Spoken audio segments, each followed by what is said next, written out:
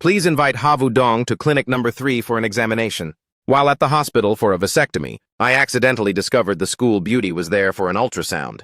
I saw on her ultrasound report, it clearly stated she was 8 weeks pregnant. As a result, the school beauty didn't have time to be shocked. But I was already panicking.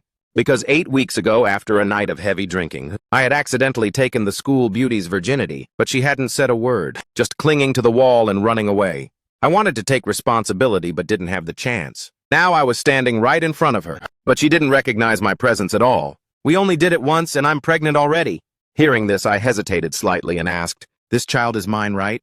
Havu Dong jumped in shock when she saw my face clearly. The feeling of being wronged instantly came flooding back, tears beginning to well up. Seeing that scene, I panicked immediately. "Hey, don't cry. If you do that, everyone will think I'm bullying you. You are bullying me, aren't you? What, you don't want to take responsibility?"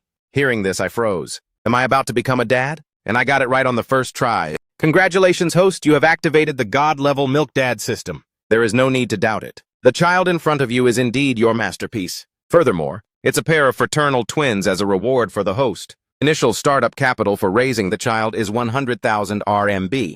The strange sound had just faded. When I opened my phone to check, my bank account had just received 100,000 RMB. Following that, the world's most comprehensive knowledge on pregnancy suddenly flooded into my brain.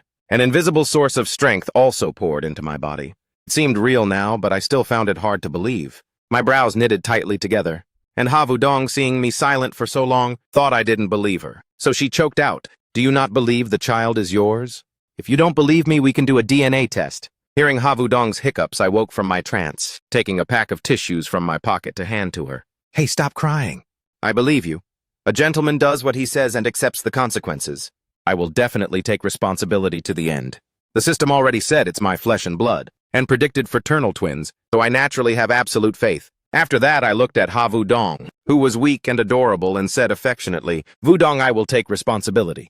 Do you agree to give birth to the baby?" Havu Dong heard this, her 2 hands clasping together, then smoothing her silky hair, asking in a tiny voice, "How do you intend to take responsibility? We haven't graduated yet, have no jobs and no stable income. Wife, don't you worry. I've already saved up a little bit. From now on, I will work hard to make money, to give you and the baby a happy home." My tone was extremely firm, fearing Havu Dong might refuse. After hearing me say such a long speech, Havu Dong suddenly giggled.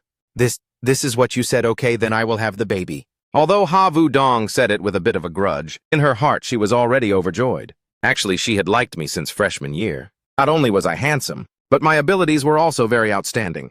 Otherwise, she wouldn't have let her roommate drag her out to drink for the first time, then get plastered and fall into my arms.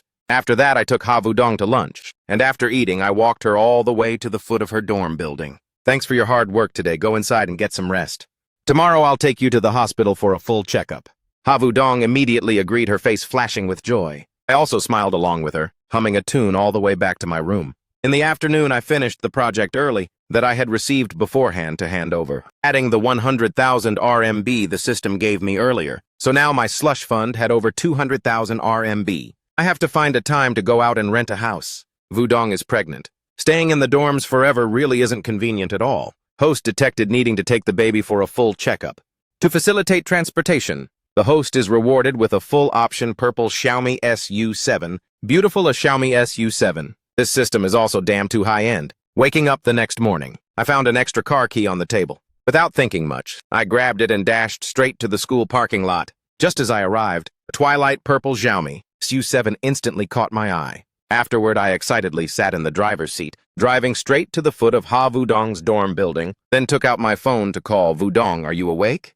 I'm downstairs at your dorm waiting for you. Let's go to the hospital for the pregnancy checkup later." "Okay, wait for me for about 10 minutes. Let me get ready." Havu Dong felt warmed.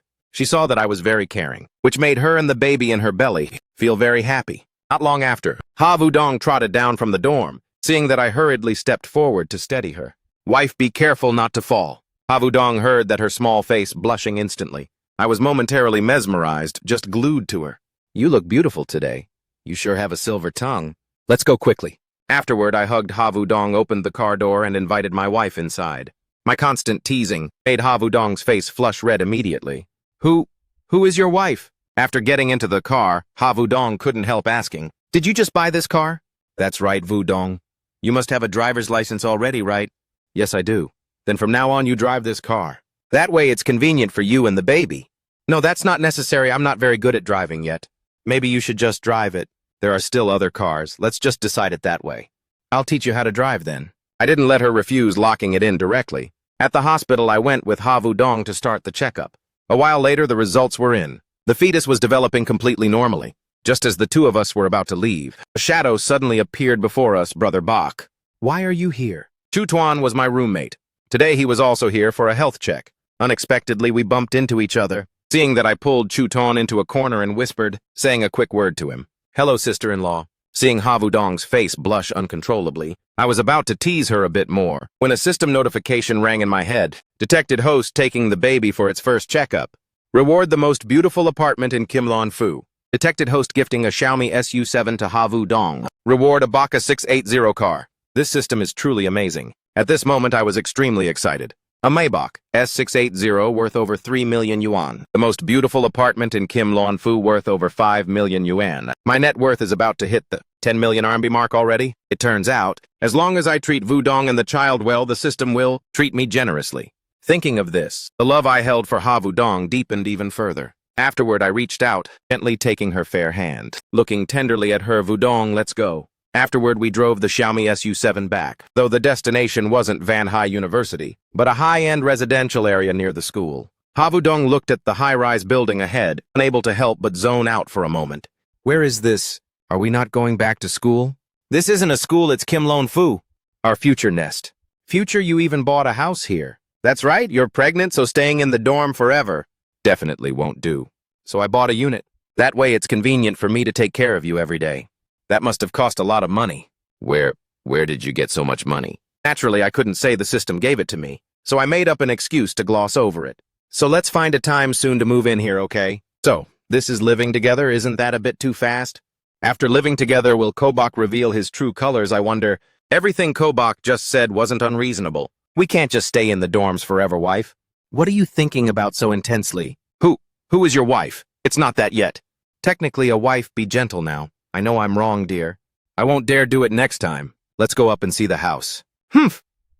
Ha Vu-dong pouted slightly, giving up for now, but she still felt that something was off. Very quickly, we made it to the rooftop. This was a high-end apartment, with a usable area of up to 200 square meters. It was decorated in a minimalist modern style, featuring 5 bedrooms, 2 living rooms, and fully equipped amenities. Ha Vu-dong walked out onto the spacious balcony. The June breeze lightly brushed against the young girl's face, making the scene incredibly warm and romantic. Seeing that, I finally couldn't help but step forward, spreading my arms to gently pull Ha Vu-dong into an embrace. Ha Vu-dong was startled, but she didn't resist at all. Ha Vu-dong's delicate face flushed red once more. She asked softly, "This place must have cost a lot, right?" "Yeah, over 5 million RMB. I held Ha Vu-dong, breathing in her subtle fragrance. Ha Vu-dong gradually buried her head in my chest. "Hubby, thank you for agreeing to let me have the baby. Thank you for giving me a warm home. I will do my absolute best to protect this family." I looked at Ha Vu-dong, who was welling up with tears, slowly leaning down, gradually pressing against those alluring cherry lips. Ha Vu-dong was momentarily flustered, her hand lightly gripping her phone. Ha Vu-dong quickly regained her composure, gently pushing me away. It turned out her mother was calling. "Hello, Dong-dong, why have you been so busy lately?" "Oh, nothing much. I'm just out taking care of some errands." "Is someone bullying you?" "No, how could that be?" Seeing Ha Vu-dong's flustered appearance, I couldn't help but burst into laughter. Ha Vu-dong listened to the call, while glaring at me, then conveniently raised her delicate hand and aimed straight for my waist to pinch me. "Dong-dong, do you have a boyfriend?" "No, not at all." "You're in university, now it's time to start dating, my dear." "Dong-dong, if you have time, bring him home for me to see." "Yes, okay." "All right then, Mom won't bother you two anymore." As soon as Mom Ha hung up, Ha Vu-dong shot me a death glare. "It's all your fault." "Your mom found out, but she would have known sooner or later. I've already prepared myself mentally to have my legs broken by my mother-in-law." "So are you coming home with me next week?" Ha Vu-dong's hands were tightly interlaced. "I definitely have to go. I've kidnapped someone's precious daughter like this. Naturally, I have to go there in person to explain. Let's prepare to move in here tomorrow." Ha Vu-dong gave a sweet smile. "Okay." Afterward, we prepared to go get lunch. Then I took out the car keys, unlocked the S680, and started the engine. "This plane, turns out it's yours." Ha Vu-dong's mouth slightly hung open, her big round eyes blinking. I sat in the driver's seat, heading straight toward the shopping mall. because Ha Vu-dong really loves eating fish. We went into a grilled fish restaurant inside the mall. After eating, Ha Vu-dong started getting drowsy, her eyes drooping. I drove her back to the school dorm, then returned to the dog kennel I'd lived in for over 3 years of university. As soon as I walked through the door, I saw the guys staring at me like tigers, watching their prey. Seeing Chu-ton pretending to be angry, when he found out I'd snatched the school beauty, he pointed a finger at me. I immediately understood the issue. Brothers, I'm treating you tonight. Let's go out and have a feast, and then hit the internet cafe to clear some news. Take it slow, don't spread it around just yet, okay? So I led the foster fathers downstairs to the dorm, telling them to stand still and wait for a moment. They were still wondering where I'd run off to. A few minutes later, a luxurious Maybach slowly pulled up, the car window lowered, revealing an incredibly handsome face. Damn, you are truly my foster father. Dad, when did you make enough money to buy a car? Take us for a ride. So I just made up a random excuse, saying that for the school beauty's pregnancy, the family specially bought this car. Hearing that, the guys were stunned for a moment, then shut up completely. Early the next morning, I slowly drove toward the girls' dorm. I had an appointment with Ha Vu-dong. Today we were moving to Kim Lon-fu. Just as I was reaching the dorm, I saw a familiar figure from afar. Wait, that's not right. Why is there another girl next to Ha Vu-dong? The girl's sharp gaze seemed filled with hostility. Afterward, I opened the car door and stepped to Ha Vu-dong's side, saying, I told you to wait until I got here before calling you down. Have you been waiting long? Oh, right. We just came down, it's nothing.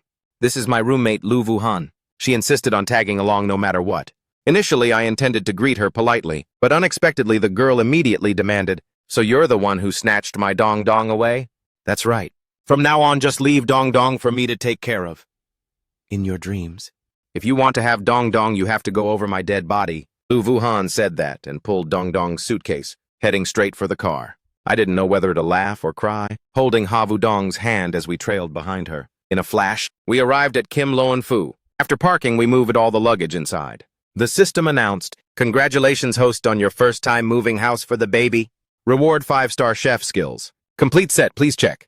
Instantly, all kinds of cooking knowledge in the world flooded into my brain. Afterward, I looked tenderly at Ha Vu-dong, who was feeling a bit awkward. Wife, what do you want to eat for lunch? I'll go buy the ingredients. Whatever you want, I like whatever you cook. Hearing that I would personally hit the kitchen for her, Vu-dong's face flashed with joy. I want sweet and sour pork ribs, spicy stir-fried filet, braised potatoes with beef brisket, and braised fish. What a fast menu order. But luckily, I'm a 5-star chef now. Just as I was about to head out, suddenly a small figure threw herself into my arms, accompanied by a faint fragrance. Hubby, come back early, okay? All right, my love. Afterward, Ha Vu-dong let go of, both hands blushing as she ran into the room, leaving Lu Vu-han behind to eat the dog food. While I was out, Lu Vu-han seemed to have sniffed something out. She started interrogating Ha Vu-dong fiercely, to force her to confess the truth. The pure school beauty, dignified as she was, hadn't even dated yet, but was already pregnant. A long while later, I returned with bags full of groceries. As soon as I entered, Ha Vu-dong stepped toward me, intending to reach out and take the bags. Leave it to me, no need to trouble my wife. Then I reached out to gently pinch Ha Vu-dong's cheek. What were you two gossiping about? Making your faces turn so red? Ha Vu-dong pouted. I'm not telling you. I couldn't do anything to her, just headed into the kitchen to start cooking. True enough, the system's reward is different. These hands moved as if by natural reflex. Oh my God, the table was laid with dishes that looked mouth-watering. Lu Vu-han tasted a piece of beef brisket, then couldn't help but exclaim in surprise, "Oh, this is so delicious. It's definitely up to 5-star chef standards. Dong-dong, you're the luckiest one from now on. You have a top-notch chef by your side all the time." Ha Vu-dong also didn't expect my cooking to be this good, her face filled with happiness. Congratulations, host, for completing a sumptuous meal for your wife and children. Bonus reward 3 million RMB cash. Damn, this system is still as badass as ever. It gave a 3 million RMB reward right out the gate. After eating, I had essentially passed Lu Vu-han's test, but to make a good impression, I still decided to personally drive her back to school. On the way back to school, through Lu Vu-han's account, I understood more about Ha Vu-dong's family background. It turned out her father had passed away early in a car accident. Now their family life wasn't very well off, just two mother and daughter relying on each other. Because of that, she was the whole world to her mother. After understanding everything, I silently resolved to do my absolute best to take care of Dong-dong, to not let her suffer even a little bit of hardship ever again. After taking Lu Vu-han back to school safely, I immediately returned to Kim Lon-fu. Walking into the house, I saw Ha Vu-dong lying asleep, dozing off on the sofa. At this moment, Ha Dong had changed into a white nightgown, revealing long, seductive legs, looking extremely eye-catching. So I tiptoed toward the sofa, kneeling down to gaze intently at this sleeping beauty. Thinking of Ha Dong's difficult childhood, and all the hardships she and her mother endured, my heart felt an endless ache. I will become a good husband, Dong. Ha Dong seemed to hear something and shifted slightly, making a tiny sound. Then I gently scooped her up into my arms, slowly walking toward the master bedroom. When Ha Dong woke up, it was already around 5 p.m. Pregnant women really are so prone to sleepiness. She looked around, not seeing me anywhere, then tiptoed to my room, seeing me working on the computer. Suddenly, she poked her head out from behind, giving me a real scare. Afterward, Ha Dong reached out her arms to act spoiled. Hubby Daddy, hearing that, I gently hugged Ha Dong to my chest. A pure scent radiated from her body, very unique and not at all overpowering, just a faint, fragrant hint, like the quiet atmosphere in a valley. I don't know when I'd closed my eyes, my lips gradually pressing against that sweet, soft spot, then becoming lost in that kiss. Hubby, you're so hateful. Ha Dong pushed slightly but was held tightly by me. With no choice, she had to go along with it. After an afternoon of sweet intimacy, in the evening, I decided to take Ha Dong shopping for some essentials for the future. Just stepping into the mall, I held Ha Dong's hand and strolled along. Before long, we arrived at a shop specializing in maternity clothes. Ha Dong was confused, not understanding why buy these things. I teased her. I'm just worried that later on your little white rabbits won't have a place to stay. Noticing my gaze, was glued to her chest greedily. Ha Dong finally understood the issue, her face instantly turning as bright red as a ripe gack fruit, then aiming straight for my waist and pinching me hard. Wife, I'm just worried about the milk quality later on, that's all. After 3 months of pregnancy, your chest will start to grow. Ugh, stop with the silver tongue. Ha Dong's face turned even redder, even though the pregnancy knowledge I just shared was completely accurate. Coming out of my mouth, it just sounded so twisted. How do you know everything? She was a bit curious, not knowing why I knew so much. Although her hand was still pinching my waist, in her heart she felt very happy. Hearing that, I smiled and said, Wife, for you and the children, I've prepared my lessons very thoroughly. You have to reward me well. Ha Dong happily blinked her beautiful eyes, whispering softly, Lean down. I have something to tell you. What is it so secret? Then I obediently leaned down, and she quickly stood on her tiptoes pecking at me, leaving a kiss mark on my cheek. After feeling that unexpected warmth, I was about to counterattack, but Ha Dong quickly retreated, keeping her distance, then scurried away, walking quickly toward the store. Still unsatisfied, a faint smile appeared on my face, starting to imagine the sweet life after the kids are born. Ha Dong chose a few maternity outfits and went into the fitting room. I glanced at the opposite side. There was a jewelry shop. Estimating the time, I quickly ran inside. Just as I entered, a beautiful saleswoman came to greet me. Before she could even say, Welcome, valued customer, I asked directly, Excuse me, do you have any recommended diamond ring models? The clerk first hesitated for a second, seeing I was a student, and introduced models that were a bit lower in level. After hearing that, I smiled and shook my head. Please show me higher level models, budget around 500,000. Higher 500,000? 500,000, her monthly salary was only a few thousand yuan. Comparisons really just add to the frustration. Very quickly, under the clerk's introduction, I chose a diamond ring that looked great, costing exactly 500,000. After paying, I immediately returned to the maternity shop, pretending nothing had happened. Ha Dong had just walked out of the fitting room, spinning around in place. Kolbach, is this beautiful? Hearing that, I said to myself, Isn't this a scoring question? Then I showered her with praise with a satisfied face. Beautiful, everything my wife wears is beautiful. You're just saying that. Ha Dong was speechless but very happy inside, admiring herself in the mirror for a while, thinking it was okay, so she bought it. After buying the clothes, we drove back to Kimlon-fu. By the time we got home, it was already 10 p.m. Ha Dong was exhausted, yawning as she said, Okay, I'm going to my room to wash up and sleep. Good night. Seeing that I was a bit unwilling, proactively leaning in and asking as gently as possible, No good night kiss, wife. No. We've kissed enough today. Ha Dong's face flushed red instantly, quickly turning around and running to her room. Then tomorrow it is. We'll worry about tomorrow.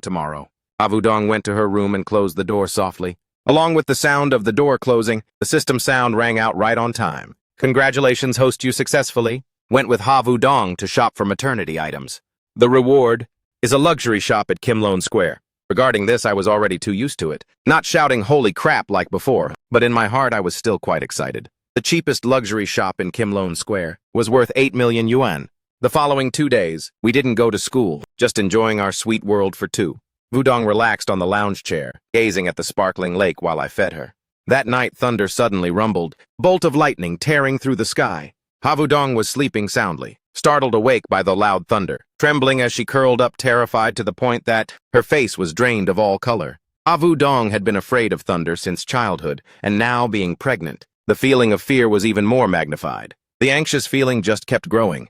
On the other side, I was preparing to have a good sleep, when suddenly my phone rang. Who could it be? It's middle of the night and someone's sending a text. I reluctantly opened my phone to check. It turned out to be the special notification ringtone from Havudong. "Kobak, can you come over for a bit?" Havudong sent the message and continued to curl up. If it were before, she would have just gritted her teeth and endured it. But now it's different. She has a husband now. Naturally, she can rely on him at any time. Seeing this message, I instantly perked up, sleepiness vanishing completely. So I hurried over to Havudong's door, knocking lightly out of habit, then pushed the door open. "Wife, I'm coming in." Hearing my voice, Havudong jumped off the bed, throwing herself into my arms, hugging my neck tightly. "I'm sorry, I didn't know you were afraid of thunder." Seeing Havudong trembling in my arms, I felt a bit of pity, yet also felt a bit awkward. "Then let's lie down together, okay?" As soon as the words left my lips, her face flushed a soft pink. Is there such a good thing? So without saying a word, I scooped Havudong back to bed, and then I lay down too. Afterward, I gently held Havudong in my arms, hugging her tight so she would feel secure enough. Following that, the temperature on her face kept rising. Havudong was shy. "It's not the first time we've cuddled to sleep. Why be so shy?" "What are you doing? Wasn't last time the time we conceived." "You bad Kobak, you still dare to tease me at a time like this." Early the next morning, a phone ringing echoed by Havudong's ear. In a daze, she picked up the phone and hit answer. Havudong's voice whispered into the phone. On the other end, Mother Ko revealed a shocked expression frozen solid. Mother Ko hurriedly asked, "What is the meaning of this? I called my son. Why is it a woman's voice? Who are you and where is my son Kobak?" "Kobak is sleeping next to me." After saying that, Havudong tossed the phone to my side, and then continued. My grandfather was snoring away, and my child, having been bullied by Havudong yesterday, was now sound asleep as if dead, completely oblivious to the commotion outside. By the time I woke up, it was already noon. I slowly opened my eyes, finally feeling alive again. Looking at Havudong, who was holding me tight, I really wanted to bite those seductive cherry lips. The more I looked, the more mesmerized I became. Just as I was hesitating about to kiss her, we were only a few centimeters apart. Havudong slowly opened her eyes. Seeing my lips so close, she snapped awake, letting out a tiny sound. "What do you want to do?" Seeing that, I guiltily said, "I just wanted to get a closer look at your beautiful eyebrows, that's all." Havudong looked at my mischievous eyes, then looked down at my collar, her small face turning bright red instantly, and she quickly backed away, burying her head in the blanket, too shy to show her face. I, on the other hand, wore a wicked smile. "Wife, even when you scold me, you're so gentle. I really want to handle you right here and now." Just as I was drifting into lascivious daydreams, the phone rang. It was Mother Ko, calling yet again. Without much thought, I hit answer. "Hello, Mom, what's up, calling so early in the morning?" "Listen here, you brat, tell me quickly. Where were you last night?" "I was at the dorm." Hearing that, Mother Ko furiously questioned. "A girl answered the phone when I called earlier." "Don't tell me you snuck into the girls' dorm." I was dumbfounded, then hurriedly checked my phone, seeing several missed calls from Mom, of which the first one had already been connected. I looked at the phone, then looked at Havudong, who was still asleep, and whispered, "Mom, I'll explain to you later," and hung up immediately. On the other end, Mother Ko saw her son hang up on her, angry enough to explode. "That little brat even dared to hang up on his mother. I'm so mad I could die." Then she turned to look not far away where Father Ko was playing on his phone, and ordered, "Old man Ko, if you've got nothing to do, go wash the vegetables." On this side, after hanging up, I crept out of the room. But after hearing the call recording, I felt things weren't good. So I immediately called Mom back. Before Mother Ko could even speak, I got the jump on her. "Mom, you better prepare yourself mentally first, and then I'll tell you the situation." Hearing that, Mother Ko was speechless. "I already imagined you'd broken your leg last night. So you brat, talk quickly." "Actually, it's nothing too big. It's just that you're about to be a grandmother." Mother Ko heard this, stunned, jumping up, immediately erupting in a fit of rage, scolding me mercilessly. The more she thought about it, the angrier she got. How did I raise a son who could do such a thing? Getting someone's daughter pregnant before marriage? What kind of decency is this? Even though she was retired and actually wanted grandkids, not like this so suddenly. If it were anyone else, they wouldn't be able to stand it. I must go there in person to see what's going on. After hanging up, Mother Ko immediately told Father Ko. Father Ko heard this, angry enough to have veins bulging on his forehead, deciding to grab his 7 wolves belt to come ask for my head. Afterward, my parents started ransacking the house, packing their luggage, preparing to fly over there to teach me a lesson I'd never forget. On the other side, I was pacing back and forth in the living room, frantic. It's over, it's over. I'm definitely getting a beating this afternoon. Just then, Ha Wudong pushed the door open and walked out. Seeing my worried face full of curiosity, Ko Bak. What are you doing? Wife, you're up. Are you hungry? Let me make breakfast right now. I reached out to knead Ha Wudong's small face, the irritation in my heart instantly vanishing for the most part. A moment later, a bowl of savory minced meat and shiitake mushroom porridge was brought up. Seeing Ha Wudong slurping the porridge happily, I felt happy too. In any case, the rice was already cooked. At most, I'd just take a few beatings. At 25, I'm still a tough guy. While Ha Wudong was eating, I decided to tell her about this. Hearing it, she couldn't even swallow the porridge. Her eyes wide, her little mouth agape, and for a long while she couldn't close it. Her eyes full of shock, not knowing what to do. As for me, I held Ha Wudong in my arms and said gently, "Wife, don't be afraid. This is something we have to face sooner or later." My parents are easygoing too. Seeing such a beautiful daughter-in-law, they'll be beyond happy, but I still feel a bit shaky. Will your mom think I'm easy? Seeing that, I explained Mom's way of thinking to Wudong, while reporting to the two elders that they would be over this afternoon to give me a thrashing. Ha Wudong heard this, her mouth curling slightly, appearing much less tense. Then she curiously asked further, "So how do your parents usually beat you?" Dad has an ancestral belt. Mom has a heritage coat hanger. They work in coordination and they even take turns. The first time Mom finishes, Mom gets fired up. The next time after Mom finishes, it's Dad's turn to get fired up. They really feed off each other. That must be because you're too mischievous. You were just planning to act like a thug with me earlier. How is a husband kissing his own wife acting like a thug? It's not official yet. We aren't even married, so pretty. Saying that, she raised her delicate hand and punched me in the chest. Afterward, the two of us imagined together the sweet life after marriage. Ha Wudong was teased by me until her whole body flushed red, quickly unable to take it anymore, using the excuse of going to sleep to escape. I scooped her up princess style, carrying her toward the bedroom. As I ran to the gate of the residential complex, my ear was already under attack. Ouch, ouch. Mom, in front of everyone, save me some face. Trung Tuk Lan pinched my ear with an expression of disappointed in the iron for not turning into steel. What did Mom teach you before? Getting someone's daughter pregnant like this, and renting such an expensive house. Don't you plan on living anymore? I looked to my father, Ko Tran Cook, for help. The result was that the old man just moved his lips, signaling that clearly, Dad also can't save you, son. In a bit even, I have to beat you. I'm done with you, Dad. It took forever to get the two elders into the house. Mom observed the surroundings. Her anger, although slightly subsided, immediately remembered the main point. Where is my daughter-in-law? She's sleeping.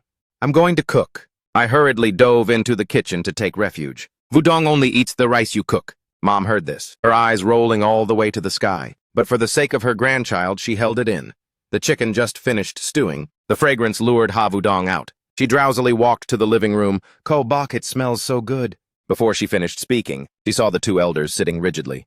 The scene was no different than a baby rabbit wandering into a tiger's den. Wudong's face turned bright red, wanting to run back to her room immediately. Mom swiped at Dad. Look at your face. You scared my daughter-in-law away. Dad was full of grievance. I didn't do anything to anyone. I hurriedly went into the room to coax Wudong out, officially introducing my parents. This is Wudong. Wudong, these are my parents. Mom just saw her in person and she was even more beautiful than in the photos. Laughing joyfully, unable to keep her mouth shut, immediately putting a heritage bracelet on Wudong. This bracelet is a meeting gift from Mom to her daughter-in-law. If this brat dares to bully you, Mom will deal with him for you. After she finished speaking, Mom signaled to Dad with her eyes. Old Ko, take your son outside to talk outside the door. Dad silently pulled out the 7 wolves belt. You brat daring to get someone pregnant before marriage. See if I don't break your legs. I closed my eyes in resignation. Just as the belt was about to strike, a beautiful figure suddenly lunged forward, hugging me tight. Uncle, please don't hit Ko Bak. Ha Wudong, tears streaming, blocked in front of me. Ko Bak is not at fault at all. Because I like Ko Bak very much. Dad's hand stopped in midair. I was also dumbfounded. Wudong, usually so weak, was actually brave enough to protect me like that. I gripped her hand tightly. I swear to you, Dad, I will use my whole life to take care of her. Put the belt away now and come eat. Don't let my grandchild go hungry. The dinner was incredibly warm and cheerful, with the two elders endlessly praising my cooking skills. After dinner, Mom mysteriously pulled me into a corner, stuffing a bank card into my hand. There's 1 million RMB in here. It's the retirement money your dad and I have been saving up. Look, Wudong is pregnant. You two better go buy an apartment in Manhwa City. Living in a rental like this isn't secure at all. Seeing the silver strands at their temples, my heart tightened. I pushed the card back. Mom, there's no need to buy, just keep it for the rent. How can you get married without a house? I puffed out my chest, acting a bit nonchalant to show off. Mom, this apartment isn't a rental. I've already bought the place. The air went silent for 3 seconds. Mom slapped me on the forehead. You brat, did you go rob a bank? I held my head, explaining. I started investing and doing design work back in college. This is truly money I earned. Mom was stunned for a long time, finally spitting out a single sentence. I suppose you brat have some talent. Sending the two elders off, I felt relieved. This hurdle was finally overcome. Late in the silence of the night, I pushed the bedroom door open, discovering a beautiful figure lying on the bed. Pushing the door in, the gorgeous school beauty was sleeping in my bed. Who could handle this scene? I tidied up and climbed into bed. Just as I was about to lie down, she suddenly turned over, her delicate arms wrapping tightly around me. Looking at her fluttering eyelashes, I couldn't help but lightly pinch those pretty cheeks. Wife, are you asleep? She played dead, not bothering to answer, but her brows knitted slightly. I giggled and leaned in close. Wife, why did you run to my room tonight? Ha Wudong's face turned bright red, instantly slamming her eyes shut haughtily, saying, Humph! This is my room. You went to the wrong room. I looked at her indulgently. Okay, I went to the wrong room. From now on, I'll always go to the wrong room. You are mine forever. She couldn't keep up the act any longer. Raising a small fist, don't you dare talk anymore. I conveniently pulled her into my arms, softly asking, the day after tomorrow when we visit your mother.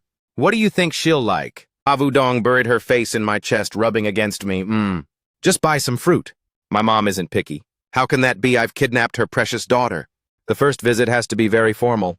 That afternoon, I dragged Ha Wudong straight to Kimlone Square, a free-for-all shopping spree. Designer bags, jewelry. I didn't even look at the prices, charging the card directly. Ha Wudong finally felt the pinch for the money. Kobak, stop buying. That's already too much, I replied with a mischievous smile, purposely teasing her.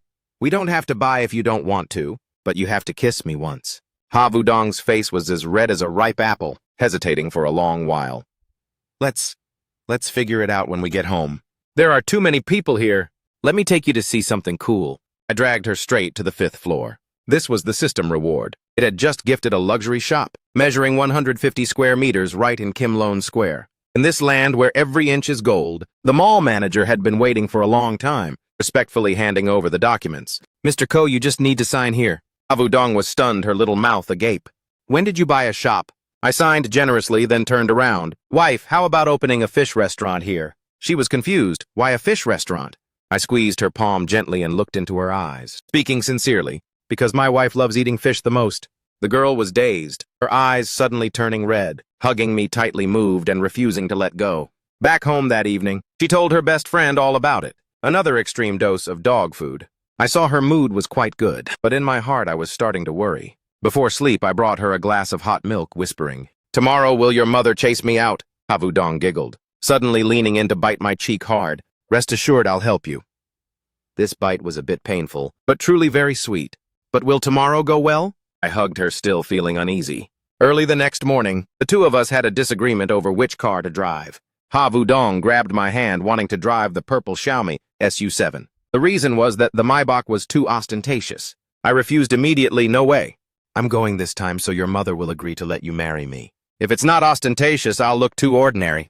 I patted the back of the Maybach loudly, saying, I have to rely on it to hold my head high in front of my future mother-in-law. My wife was amused by me, obediently sitting in the car for 4 hours. My wife sat in the back humming a little tune, while I sat in front driving. We sped straight to Tin Tui City. Arriving at the old neighborhood, I gasped when I saw my mother-in-law's house on the 8th floor, with no elevator. I lugged 2 large bags of gifts, climbing for dear life. Arriving at my mother-in-law's home, I was stunned once again. The middle-aged woman who came out had a gentle aura, her skin incredibly well-maintained. No wonder Ha Wudong is so beautiful. So that's why her genes are so strong. Hello, Auntie, I'm Ha Wudong's boyfriend. My name is Kobak.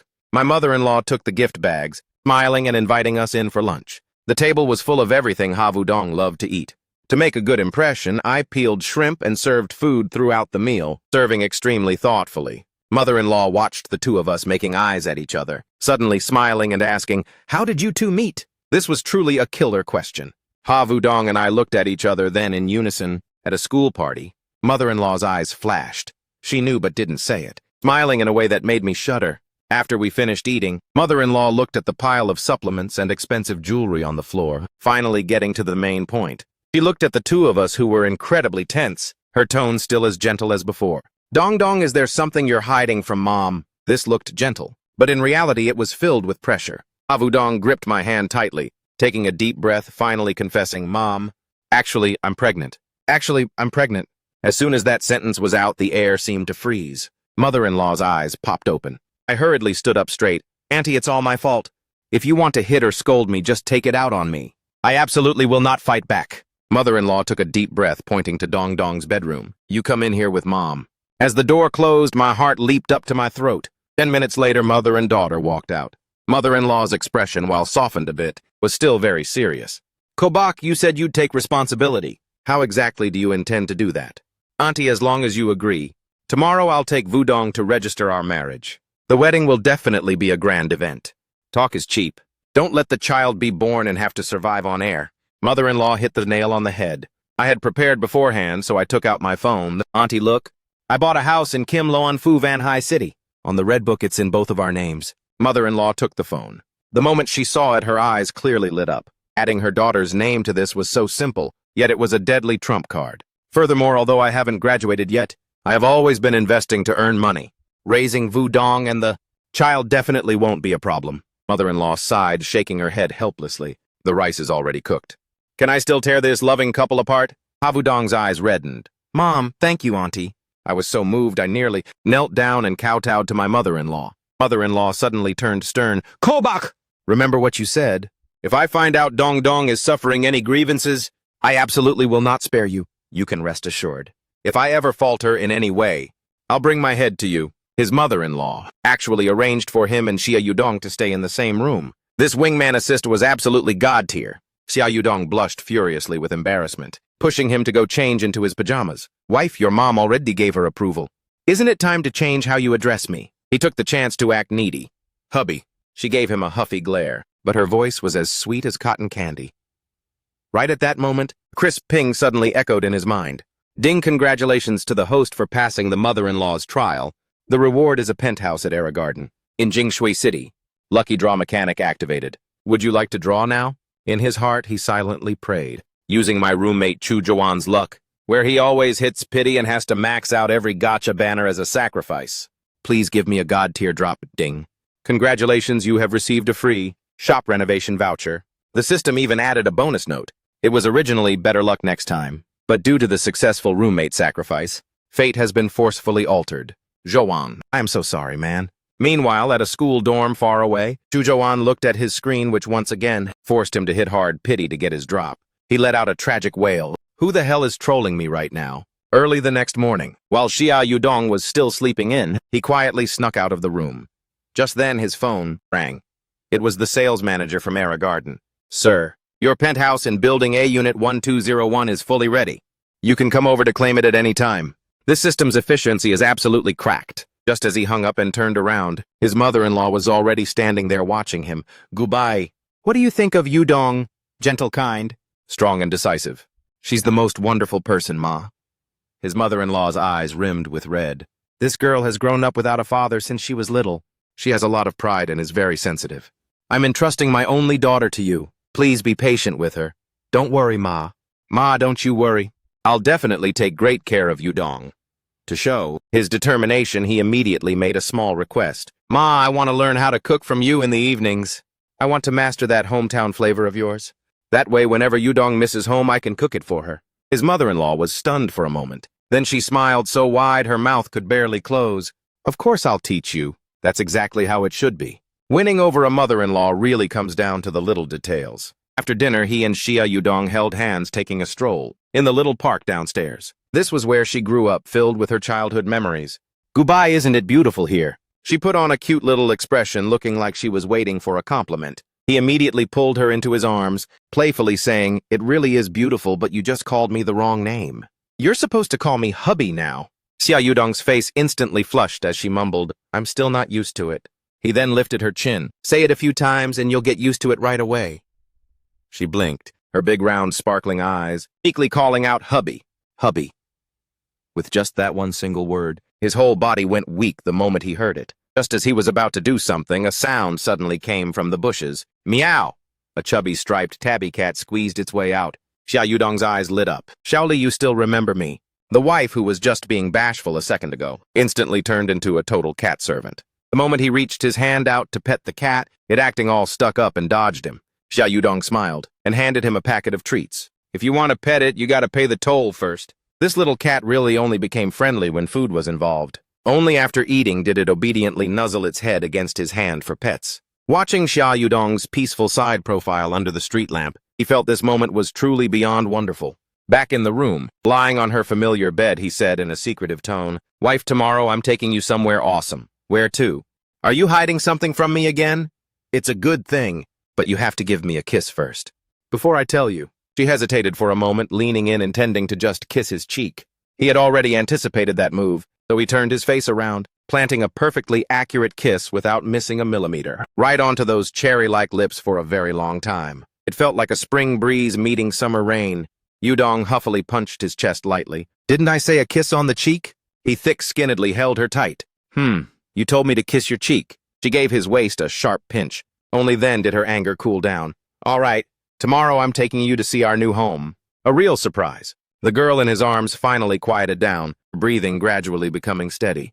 Tomorrow, when she sees that it's a penthouse at Era Garden, he wondered what kind of expression she would make. The next morning, while he was enjoying breakfast, Xia Yudong suddenly blushed and asked him a total killer question. "Goodbye, why are you so skilled at this? Was last night really your first kiss? Tell the truth." Looking at her expression, he knew if he dared to lie, he'd be dead meat. His survival instincts instantly kicked into overdrive, and he immediately hugged her tight. "Guys are just naturally gifted at this kind of thing, babe. Last night was definitely my first kiss." After finishing breakfast, he drove her straight to the Era Garden complex in the city center. This was the most premium residential area in Jingshui City, with prices exceeding 10,000 yuan per square meter. In a small city, this was absolutely a top-tier price ceiling. Arriving at the gate, Xia Yudong felt a bit overwhelmed, timidly grabbing his hand. "Hubby, do you dislike my old house?" She thought he was some spoiled rich kid who wasn't used to living in an old apartment. He squeezed her palm gently and said seriously, "That's not it. I just don't want Ma to have to climb up 8 floors every day in the future. Plus, this place is close to where Ma works. It'll be much more convenient whenever we come back to stay in the future." This reason was absolutely flawless. Yudong was moved to tears as she hugged him softly, saying, "Thank you, hubby." He took the opportunity to steal a kiss on her cheek. "You gotta show your gratitude, with actual actions, right?" Manager Huang, who was already waiting for them, greeted them warmly. "This is the 200 square meter luxury unit in Building A for you two, fully paid in full." Manager Huang beamed a massive smile. "Welcome our esteemed owners. Please step inside." The living room was incredibly spacious, offering an absolutely stunning view. Standing out on the balcony, Xia Yudong was as ecstatic as a child. So beautiful, the vibe is completely different from Jinluan Mansion. After signing the papers and receiving the keys, this luxury apartment officially belonged to the two of them. Just as they were preparing to head downstairs to pick up his mother-in-law, after she got off work, right as they stepped out of the residential gate, a crisp female voice suddenly rang out. "Yudong, it really is you." A delicate-looking girl walked over. It was Xia Yudong's childhood friend, Chen Dingding. "Yudong, who is this handsome guy?" Xia Yudong linked her arm through his, her voice incredibly sweet. "This is my hubby, Gubai." Calling him hubby came so naturally now, it made his heart feel completely refreshed. Chen Dingding's eyes practically rolled into the back of her head. "We haven't seen each other for just a few months, and you're already married." Xia Yudong blushed. "Not officially married yet, but very soon." Chen Dingding pulled her aside and whispered for ages, finally asking, "Why are you two at Era Garden?" "We just came to check out a house." Chen Dingding put on an icy expression. "I also just bought a place in this building. Come over to my place sometime when you're free. My apartment has an amazing view." Xia Yudong simply gave a gentle smile. "Sure." After saying goodbye to Chen Dingding, he held his wife's hand, planning to leave when that manager Huang came running after them, panting. Chen Dingding hadn't walked far yet, watching this scene with a completely dazed look. She couldn't help but step forward to ask Manager Huang, "Did they buy a house here too?" Manager Huang gave a highly professional smile. "That's correct, miss. That gentleman paid in full in one lump sum to buy the penthouse in Building A. A 200 square meter luxury apartment." Chen Dingding instantly froze on the spot. A penthouse paid in full, 200 square meters. Thinking back to her own tiny top-floor unit, it couldn't even compare to their bathroom. She wished she could just find a hole to crawl into. Having settled the house business, the two of them drove off to pick up his mother-in-law from work at the entrance of the Emporium Mall. The Fuang was waiting for a bus with a middle-aged woman. The woman wore a look of utter self-importance. "The Fuang, my son, works at a state-owned enterprise. A stable job for life. Why don't you reconsider?" Mother-in-law looked helpless. "No, thank you. Tran Li, I already have a son-in-law." "Oh, please.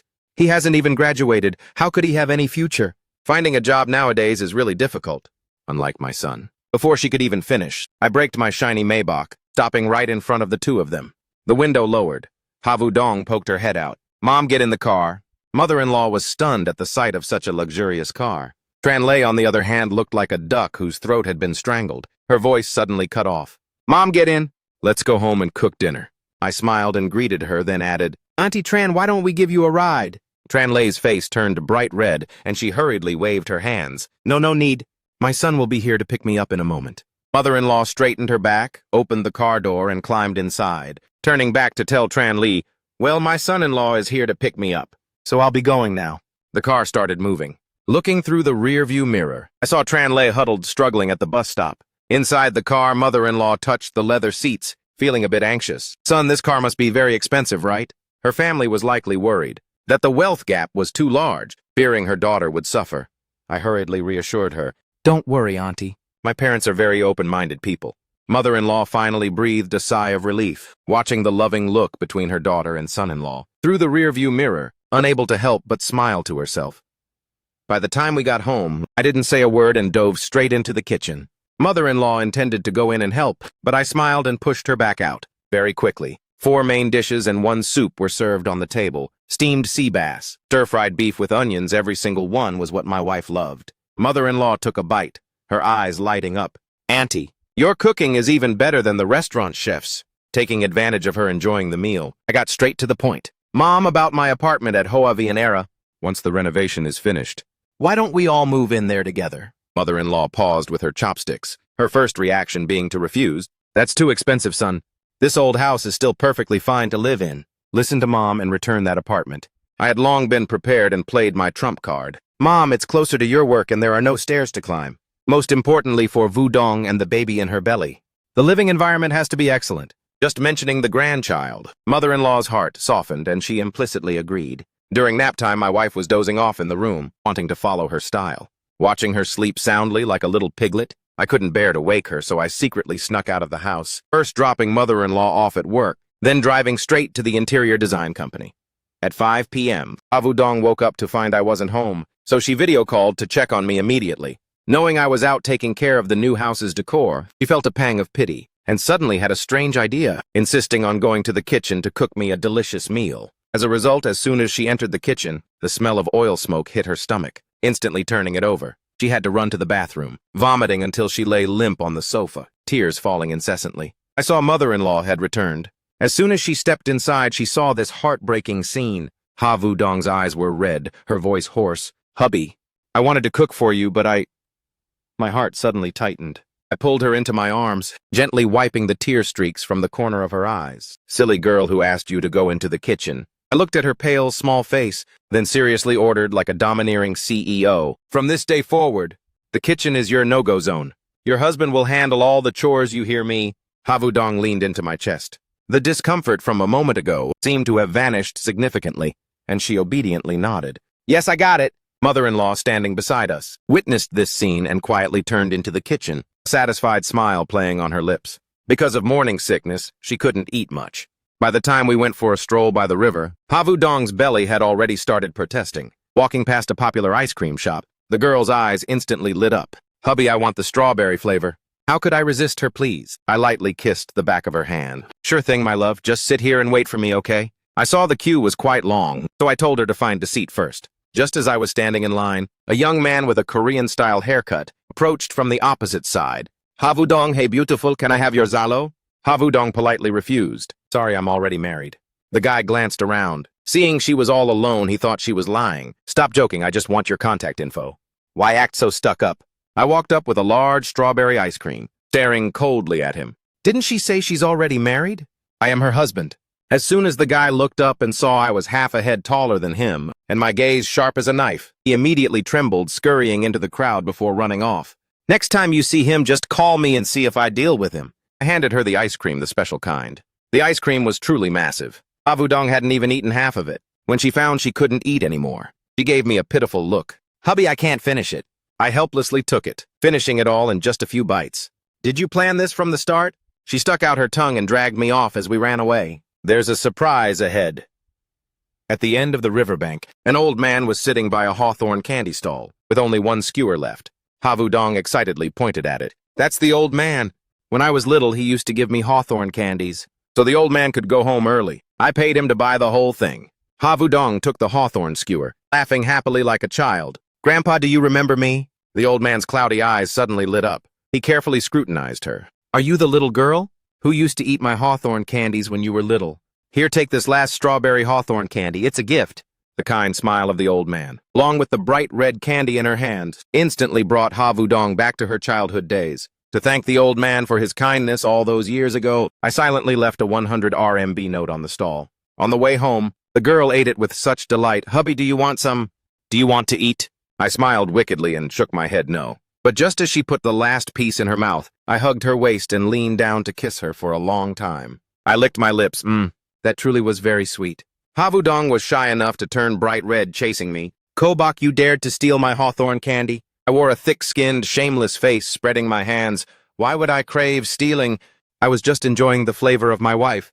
The car pulled up to the apartment complex. Before we even got to the door, there was a guy with his face caked in powder, holding a bouquet of flowers blocking the path. It was Laikit, that high school class monitor who was as sticky as a leech. Seeing Havudong step out of the Maybach, the fake smile on his face instantly froze, but he still brazenly rushed forward. "Hey, Vudong, I heard you're back."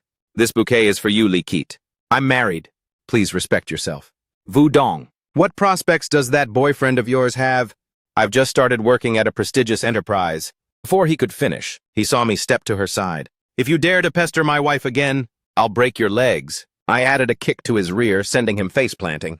Laikit struggled to crawl up, glanced once, then retreated and vanished. Finally, the day of parting arrived. Downstairs, mother-in-law's eyes were red-rimmed, solemnly placing the household registration book into Havudong's hand. "Dong Dong, take it. Remember to come back and visit often." At that moment, Havudong finally couldn't hold back, bursting into tears. My own nose felt stung and I squeezed her hand tight. Mom, don't worry. I will bring her back to visit you often." After the Maybach slowly pulled away, through the rearview mirror, mother-in-law's figure grew smaller and smaller, but she stood there for a long time, refusing to leave. Back home, my wife was exhausted from crying, falling asleep in my arms like a little kitten. I couldn't bear to wake her, carrying her like a princess all the way into the house. In the elevator, we bumped into the neighbor lady. The girl shyly buried her head in my chest, playing ostrich, looking absolutely adorable. Back in Van High, life finally returned to its normal rhythm. For the past few days, Havudong has been busy preparing for graduation, defending her thesis, busy to the point of losing her head. As for me, as the top student of the department, I had been exempted from defense long ago, given a special graduation pass, so I was free to sit in the living room watching movies. My wife, both envious and jealous, walked over and took a hard bite on my cheek. "Mom, why is that? Why are you exempted from defense?" I rubbed the bite mark on my face, smirking smugly. "Who knows? It's just because your husband is so exceptional. That's why people worry less, you see. Husband is the best." Although she complained, her eyes were full of admiration. After saying that, she blushed and ran back to her room. I rubbed the wet bite mark on my face, sitting there silently, calculating I've got the household registration book in my hand now. Should I start planning for a grand marriage proposal? On the day of her thesis defense, Havudong dressed up especially for it. I have to admit, this girl is beautiful to the point of being a violation. Just looking at her made me want to hide her away. "Hubby, do I look beautiful?" She spun around in place. I hugged her tight. "Beautiful, everything my wife wears is beautiful." After taking her to the defense room, I wasn't obedient at all, waiting at the door. I put on a baseball cap instead. I sneaked into the back door, sitting in the last row of the lecture hall. Havudong was confident and calm, presenting fluently. Her demeanor was simply amazing. The guys next to me watched, completely dazed. As expected of the school beauty, heard she's already taken. I don't know which lucky bastard got that fortune. I sat next to them, listening, the corners of my mouth twitching, holding back laughter until I nearly died. My heart was soaring with joy. That bastard was none other than me. The defense concluded. I hurriedly slipped away. Just as I stopped at the door, a junior girl came running up, intending to ask for my WeChat. But before I could refuse, Havu Dong appeared, linking her arm with mine, eyes sharp. "Sorry." He's already taken. The junior girl saw it was the school beauty and immediately retreated in shame. Wife, are you jealous? I asked with a mischievous grin. Ugh. You just came out and you're already flirting around? She angrily pinched my waist. To appease my dear lady, I had to agree to take her to eat at the student canteen. This was the first time we had eaten together at the school cafeteria. Havudong was as excited as a child. Ma'am, please don't let your hands tremble. This is our last time eating at school. The auntie served food with a huge grin, heaping it up like a small mountain. We found a corner to sit down.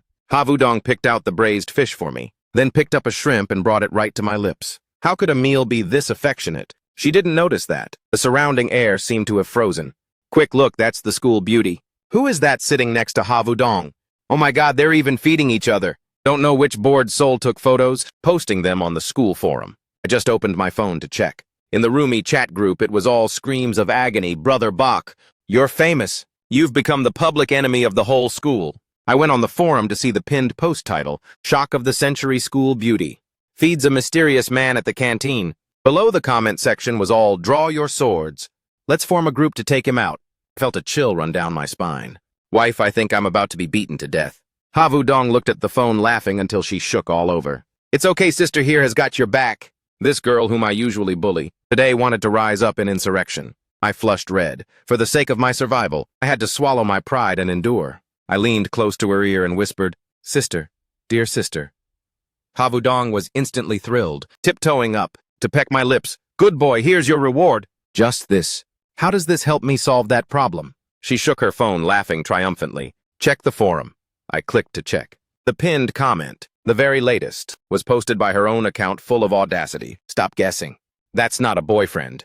That's my husband. And just like that, the whole school knew I was a kept man. But thanks to this death immunity card, my back straightened up immediately.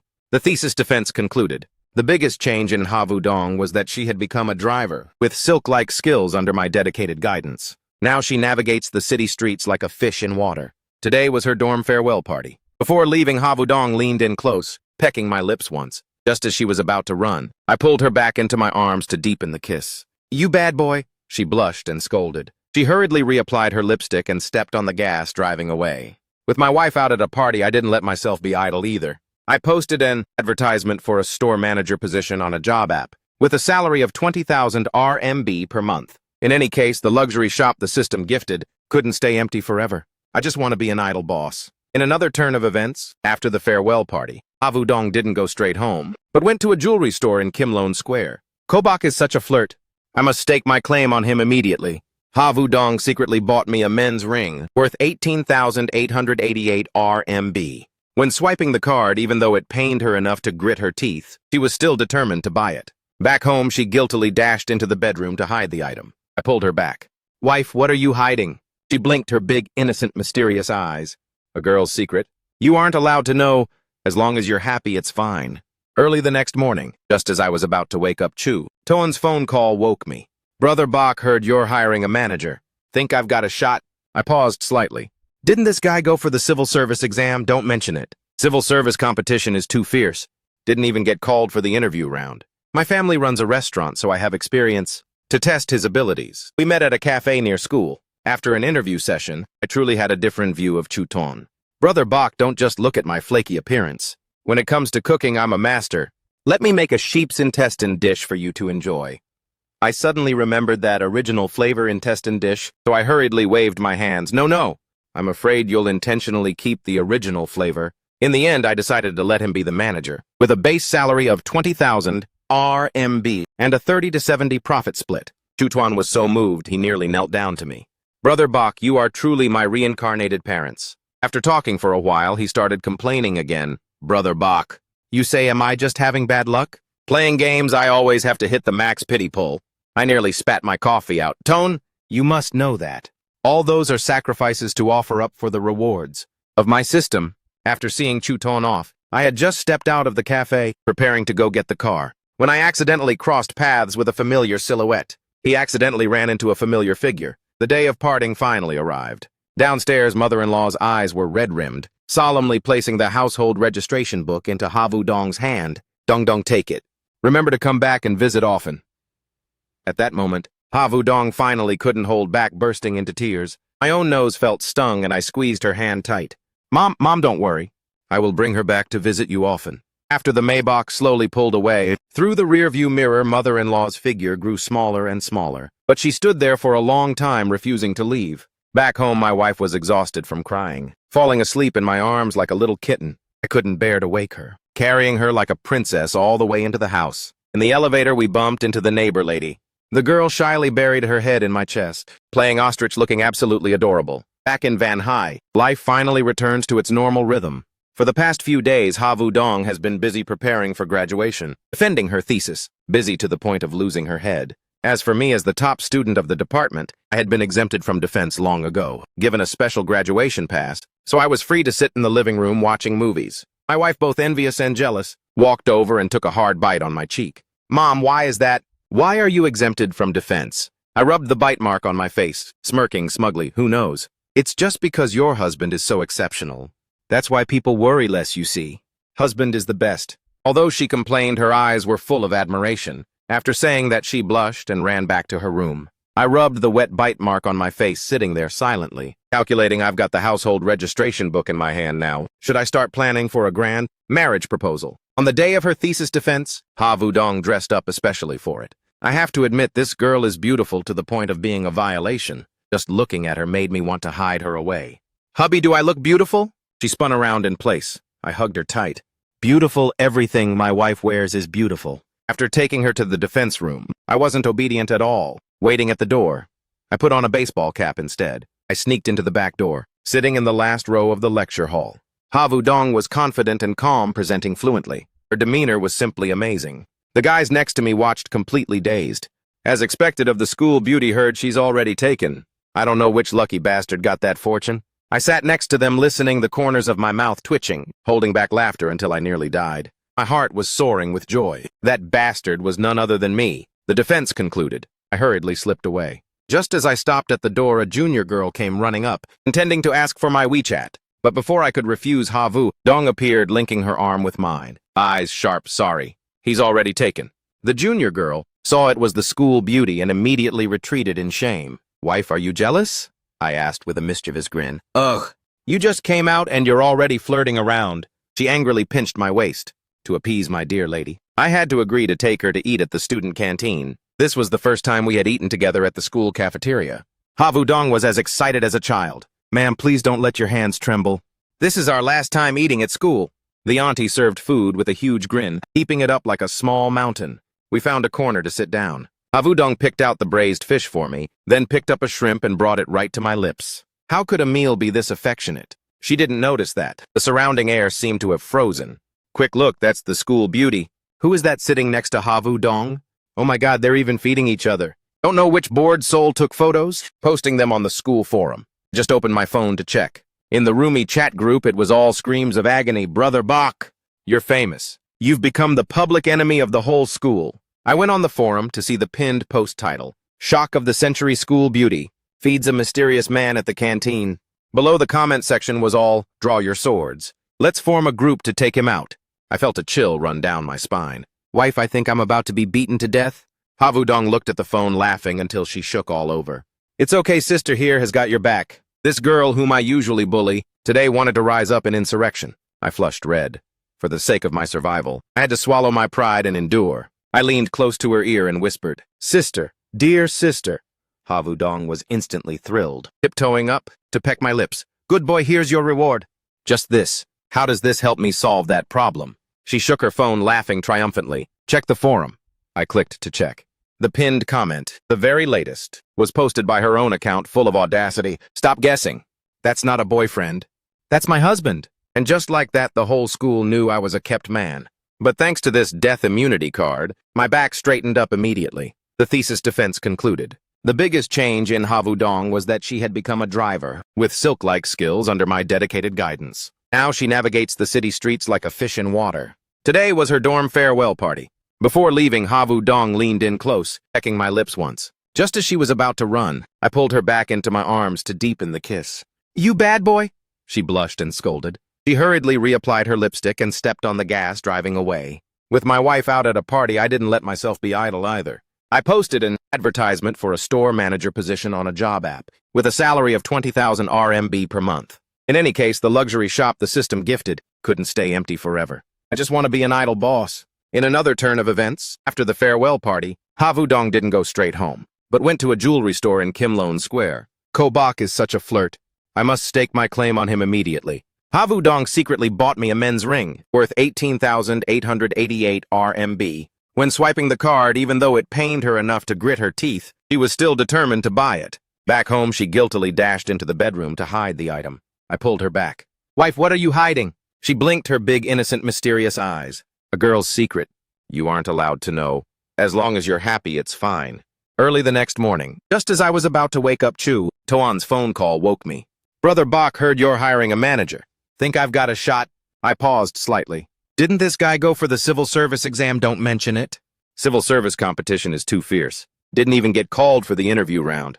My family runs a restaurant, so I have experience to test his abilities. We met at a cafe near school. After an interview session, I truly had a different view of Chuton. Brother Bak don't just look at my flaky appearance. When it comes to cooking, I'm a master. Let me make a sheep's intestine dish for you to enjoy. I suddenly remembered that original flavor intestine dish, so I hurriedly waved my hands. No, I'm afraid you'll intentionally keep the original flavor. In the end, I decided to let him be the manager, with a base salary of 20,000 RMB and a 30 to 70 profit split. Chutuan was so moved he nearly knelt down to me. "Brother Bak, you are truly my reincarnated parents." After talking for a while, he started complaining again. "Brother Bak, you say, am I just having bad luck? Playing games, I always have to hit the max pity pull." I nearly spat my coffee out. "Tone, you must know that. All those are sacrifices to offer up for the rewards of my system." After seeing Chuton off, I had just stepped out of the cafe, preparing to go get the car, when I accidentally crossed paths with a familiar silhouette. Long hair reaching her shoulders. "Back then you were such a blockhead." Ha Vu-dong giggled, snuggling deeper into my embrace. "I thought you were always this good at flirting." All right. I'm not actually angry, I was just teasing you." A few days later, at the square during the Manhwa University graduation ceremony, we were inseparable, ignoring the noisy crowd around us, at this moment only seeing each other in our eyes. Chutuan, who was running on pure adrenaline, held the camera, clicking away incessantly while lamenting, "If one day I roll over and die from being too full, it'll definitely be from being force-fed too much dog food by you two." Coming home that evening, I intentionally didn't turn on the lights, leading Ha Vu-dong to the middle of the living room. I got down on one knee, pulling out a 2-carat diamond ring worth 500,000 RMB. "Vu-dong, meeting you is the greatest luck of my life. I want to spend the rest of my life taking care of you and the baby. Will you agree to marry me?" Ha Vu-dong covered her mouth, tears instantly streaming down, nodding while choking back sobs. "I do." I stood up, hugging her tight, then slid the ring onto her ring finger. Right then, she suddenly remembered something, hurriedly running to the room to take out a small box, blushing as she handed it to me and said, "Hubby, I also prepared a ring for you. It's just a cheap one, though. But later on, I'll work hard to make money, to buy a better one." Seeing her anxious look, my heart melted. I reached out to let her put it on, then leaned down to kiss her lips. "You silly, I love it very much." By now, social media was flooded with our proposal photos. Blessings were everywhere. Just as I was drowning in happiness, that familiar voice rang out in my head again. "Congratulations, host, on your successful proposal. Reward 100% of the shares of Kim Loan Technology Enterprise in Vanhai City. Effective starting tomorrow? Damn, you're gifting me the whole company. This system is too badass. It looks like these days of being a kept man in a tycoon style are becoming increasingly worth looking forward to." That evening, Ha Vu-dong toyed with her diamond ring and asked softly, "Hubby, how much did this ring cost?" I answered honestly, 500,000 RMB. She gasped, burying her face in my chest. "Why buy it so expensive? It makes the one I got you look so cheap." I hugged her tight. "As long as you're the one giving it, I love it all. If you feel bad about the money, kiss me a few more times." Her mouth scolded, but the next second she suddenly lunged forward, pecking my lips once, then turned away blushing as she pretended to sleep. Early the next morning, I suddenly received a call from an unknown number. "Hello, Mr. Ko. I am Diep Tien Tang, chairman of Kim Loan Technology. I'd like to discuss the company handover with you. The system works efficiently indeed," I decided after finishing breakfast, leaving a note for my wife, who was still sound asleep, then drove straight to the company. Downstairs, Diep Tien Tang personally welcomed me.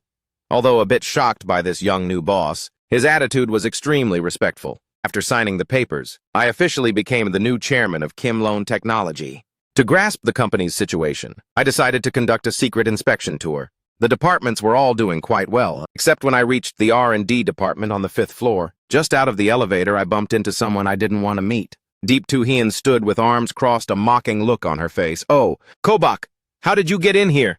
A person like you can get into the R&D department." "How?" I looked at her face and found it laughable. "Are you in R&D too? Do you know how to write? Code? I don't know. But my boyfriend is a manager. I do whatever I want." She was smug. I scoffed. "Well, your boyfriend is also something else, huh?" Saying that, I turned and stepped into the office. Upon entering the R&D department, the air was as suffocating as a graveyard. Everyone was working overtime, looking sullen. I glanced and saw my roommate in the corner, Truck Thin, looking haggard with massive dark circles. "Brother Bach, why are you here?" Truck Thin was startled, hurriedly pulling me to the side. "Don't be a fool to join this trash company. Working overtime day and night." Just then, a guy with a potbelly swaggered toward us. That was Tang Hanyin, Deep Tuhien's boyfriend. "Are you the new recruit? Just arrived and you already dare to bully." "Tuhien." He pointed at my nose, shouting, "Get out, you trash! Otherwise, I'll call security to beat you and throw you out." I calmly sat down. "Big talk. What if I don't leave?" Tang Hanyin laughed, furious, pointing at Trung Tret Thing. "You two know each other, right? All right then, both of you get the hell out of here." Trung Tret Thing couldn't take it anymore, pulling me, intending to leave. "Brother Bach, let's go. This trash heap." "I don't care to stay here either." Right at this moment, company CEO Liu Van Duck rushed in. Tang Hanyin instantly changed his expression, cringing as he ran over to snitch. "Director Liu, you came at just the right time. These two people..." Before he could finish his sentence, Liu Van Duck ignored him completely, walking straight toward me, bowing 90 degrees. "Chairman Ko, I'm sorry I'm late, sir. Any instructions?" The whole office went dead silent. Tang Hanyin's expression froze, visible on his face, looking like he'd just swallowed a fly. As for Truck Thing, his jaw dropped, dumbfounded as if seeing an alien. I stood up leisurely, brushing off my sleeve, even though there wasn't a speck of dust, then stared coldly at Tang Hanyin. "Make an announcement. In 1 hour call an all-staff meeting. It's time to clean up some trash." At the cleanup meeting, I sat in the chairman's seat gazing around the hall. Everyone as of today. Iko Bak will be the new chairman of Kim Loan Technology. Mr. Diep Tien Tang has resigned. Applause thundered under the stands. Only Tang Hanyin and Deep Tuhian were pale as sheets, looking as if they had just swallowed a basket of bitter melon. A new official taking office must show 3 fires. The first fire: I will burn down the company's tumors. My gaze stopped on Tang Hanyin, voice cold, R&D department manager. Tang Hanyin abusing power to suppress subordinates. This kind of person doesn't deserve to remain at Kim Loan Technology. Tang Hanyin still tried to struggle, lying. "What proof do you have?" I smiled, taking out my phone to play the audio. The next second, his own arrogant voice and Diep Tuhien's echoed through the hall. "My boyfriend is the manager. I do whatever I want." The whole hall buzzed. Everyone looked at them with contempt, as if looking at trash. Staring straight at them, Tang Hanyin panicked completely. He was so ashamed he became angry. "If you're so good, fire me then." "I'm not afraid," I waved my hand. "As for you, I'd still have to pay severance. I don't want to be an idiot. But the company is short on security and janitors. I think you two are a perfect fit." After saying that, I didn't even look at them once, turning to tell Liu Van Duke, "As of today, appoint Trung Trek Thing as the new R&D manager." After the meeting, Trung Trek Thin chased me into the office. His expression still stunned Brother Bach. "Are you really letting me be the manager?" I patted his shoulder. "Hey, what's wrong with that? I believe in your capability. Just go for it. If the sky falls, I'll take care of it." After handling the mess at the company, I declined the invitation to go drinking, because a little gluttonous cat was waiting for dinner at home. Back home, Havudong was indeed like a koala bear, clinging to me. "Hubby, welcome home." I gently flicked her nose. "Wait a bit, I'll go cook for you right now." While serving food for her, I mentioned the main point. "Wife, let's go register our marriage this coming July 7th. Her small face turned bright red, shyly nodding. In the afternoon, I took my wife for a pregnancy checkup. In the ultrasound room, the doctor looked at the screen, smiling brightly. "The fetus is developing very well. Both little ones are very well behaved." Havudong and I both stared in wide-eyed shock. Two of them. Yes, indeed. "Congratulations, it's twins." At that moment, Havudong rubbed her belly, her happiness surging as if about to spill over. "I'm about to become a dad. And it's twins, too." I drove a thrilled Havudong home. Just as I stepped through the door, the system's voice echoed in his mind again. "Ding's congratulations to the host for accompanying your wife to her prenatal checkup. The reward is 5 million RMB in cash, which has been transferred to your account." Looking at the dizzyingly long string of numbers on the bank app. And then looking at Jia Yudong next to me, I thought to myself, this is what a real winner in life looks like. With this money secured, the next step was to prepare a lifelong memorable marriage registration day for my wife on July 7th. At 9 a.m., I kissed awake my wife who was sleeping like a little piggy. Wife, did you forget what day it is today? Jia Yudong mumbled sleepily. Whatever day it is, who cares? Today is July 7th, the day we go register our marriage. Hearing that, she instantly bounced up like a spring. Half an hour later, we were standing right in front of the Civil Affairs Bureau. The moment I held the marriage certificate in my hands and looked at the two of us smiling sweetly in the photo, I was overwhelmed with emotion. Wife, I finally officially married you and brought you home. She pinched my cheek. Haven't I been living at our house for a long time already? Right after I posted a photo to flex our happiness online, my mom called, but she wasn't calling for me. She was looking for Jia Yudong. After hanging up, Jia Yudong flashed a mischievous smile. Hubby, Mom told me that. Since we're married, you have to hand over all your bank cards to your wife.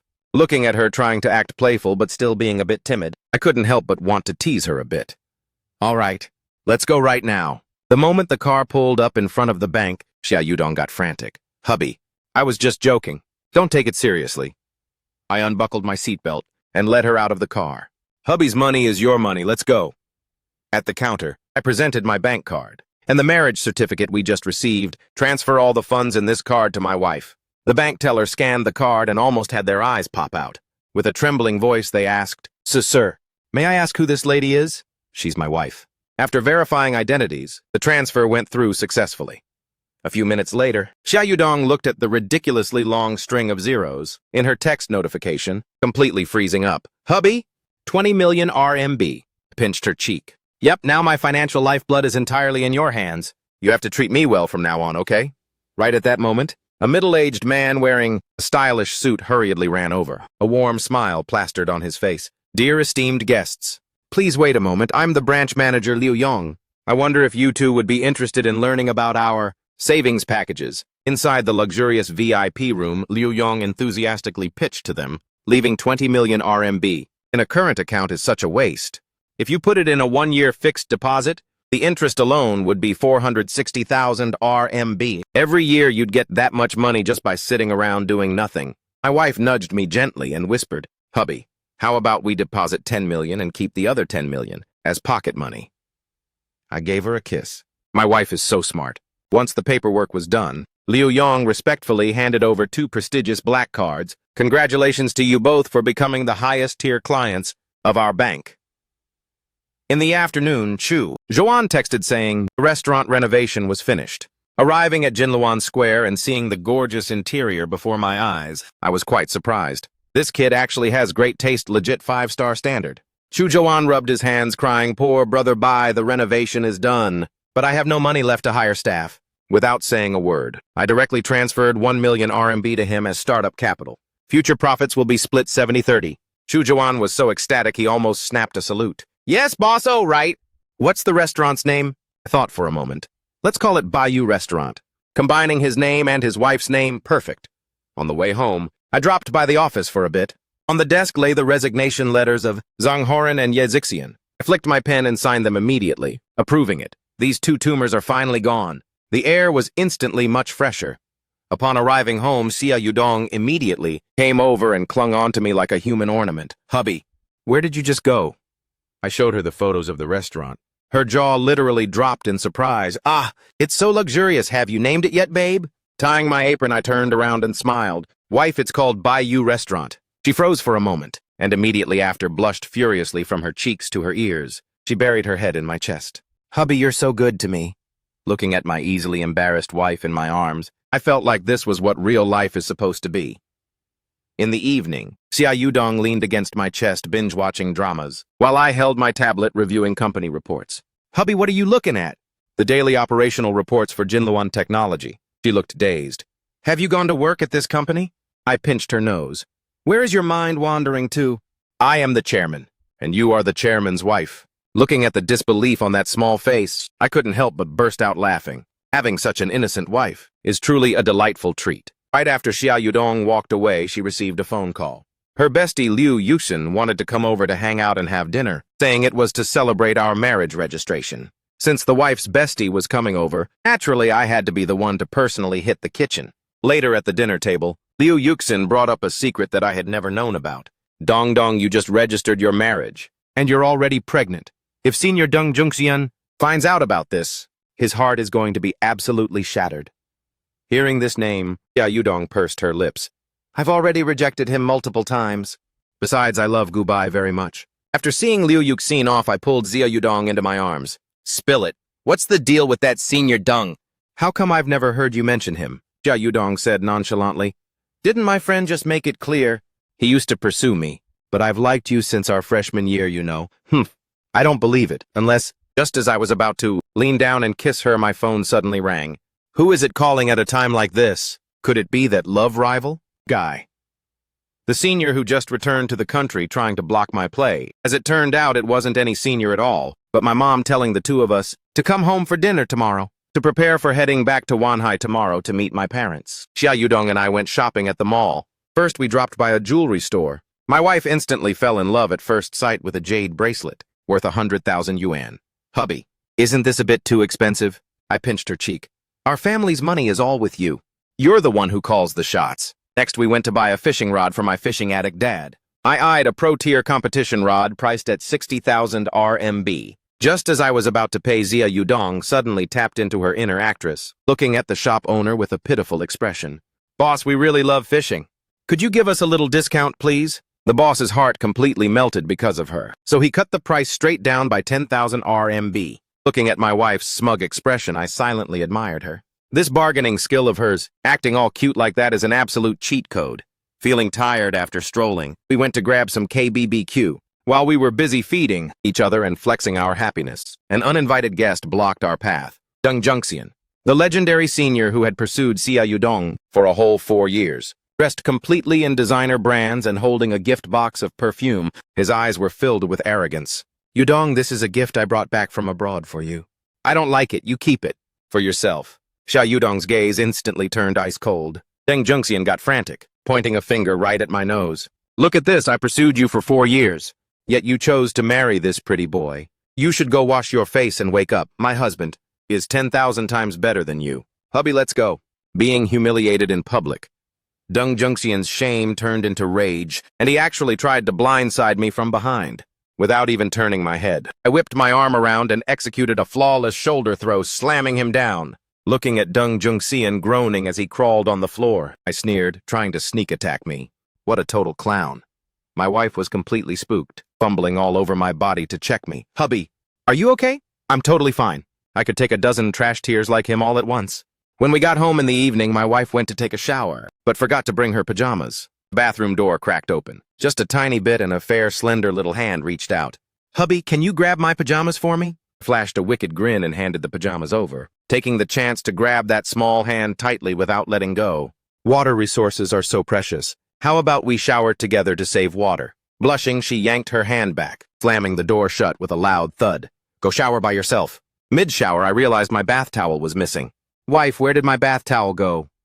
Outside, it was dead silent. Early the next morning, I drove Xia Yudong straight to my hometown, in Wanhai City.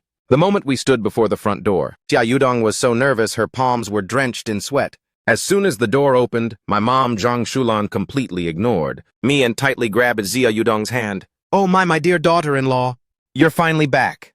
My mom's mouth was smiling as bright as a flower, while I could only accept my fate as a luggage carrier. Xia Yudong took out of the 100,000 yuan jade bracelet. Ma, this is a gift we got for you. Oh, don't spend money so wastefully. My mom said not to waste money, but her hand slipped it on incredibly fast, grinning so hard her mouth couldn't close. The moment we entered the living room, she immediately brought up the grandbabies. Xia Yudong bashfully lowered her head. Yes, Ma. The doctor said, I'm pregnant with twins. My mom bounced up as if she had springs installed under her butt. What? Twins? Seeing the words twin pregnancy crystal clear on the checkup report, my mom was so moved that her hands were shaking. Holding her daughter-in-law's hand tightly, she mumbled, Twins is great. Twins is absolutely wonderful. Just then my dad Gu Zhengguo came home from work, looking completely exhausted.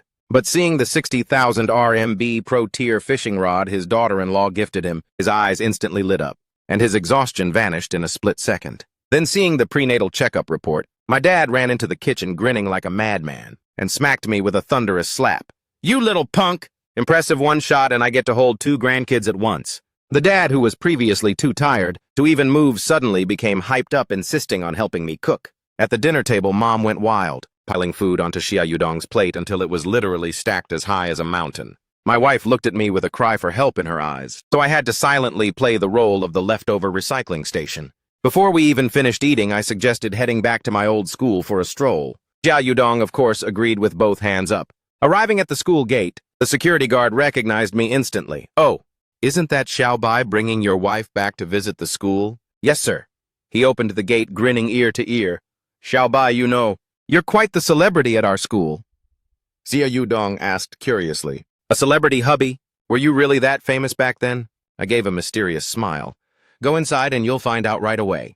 Stepping into the campus of a school known for churning out top scholars, Xia Yudong suddenly stopped in front of the golden honor roll for the college entrance exams. She stared intently at a photo on it, her eyes widening more and more. "Goodbye 2020. Top scholar of the science stream in Wanhai City, 687 points.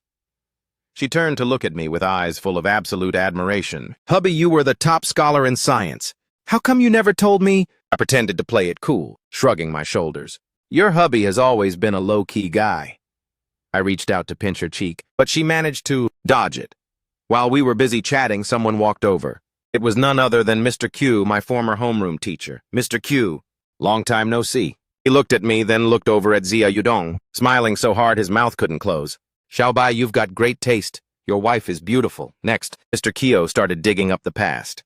"You wouldn't know this, dear, but Xiaobai back then was a certified hardcore nerd, even though he was handsome, and had so many girls chasing him he didn't give them the time of day. He just buried his head in his books. But honestly, those girls really weren't nearly as pretty as you." After saying goodbye to the teacher, Xia Yudong looked at me with a highly suspicious expression. "A nerd, huh? A nerd who clings to me affectionately like this all day long.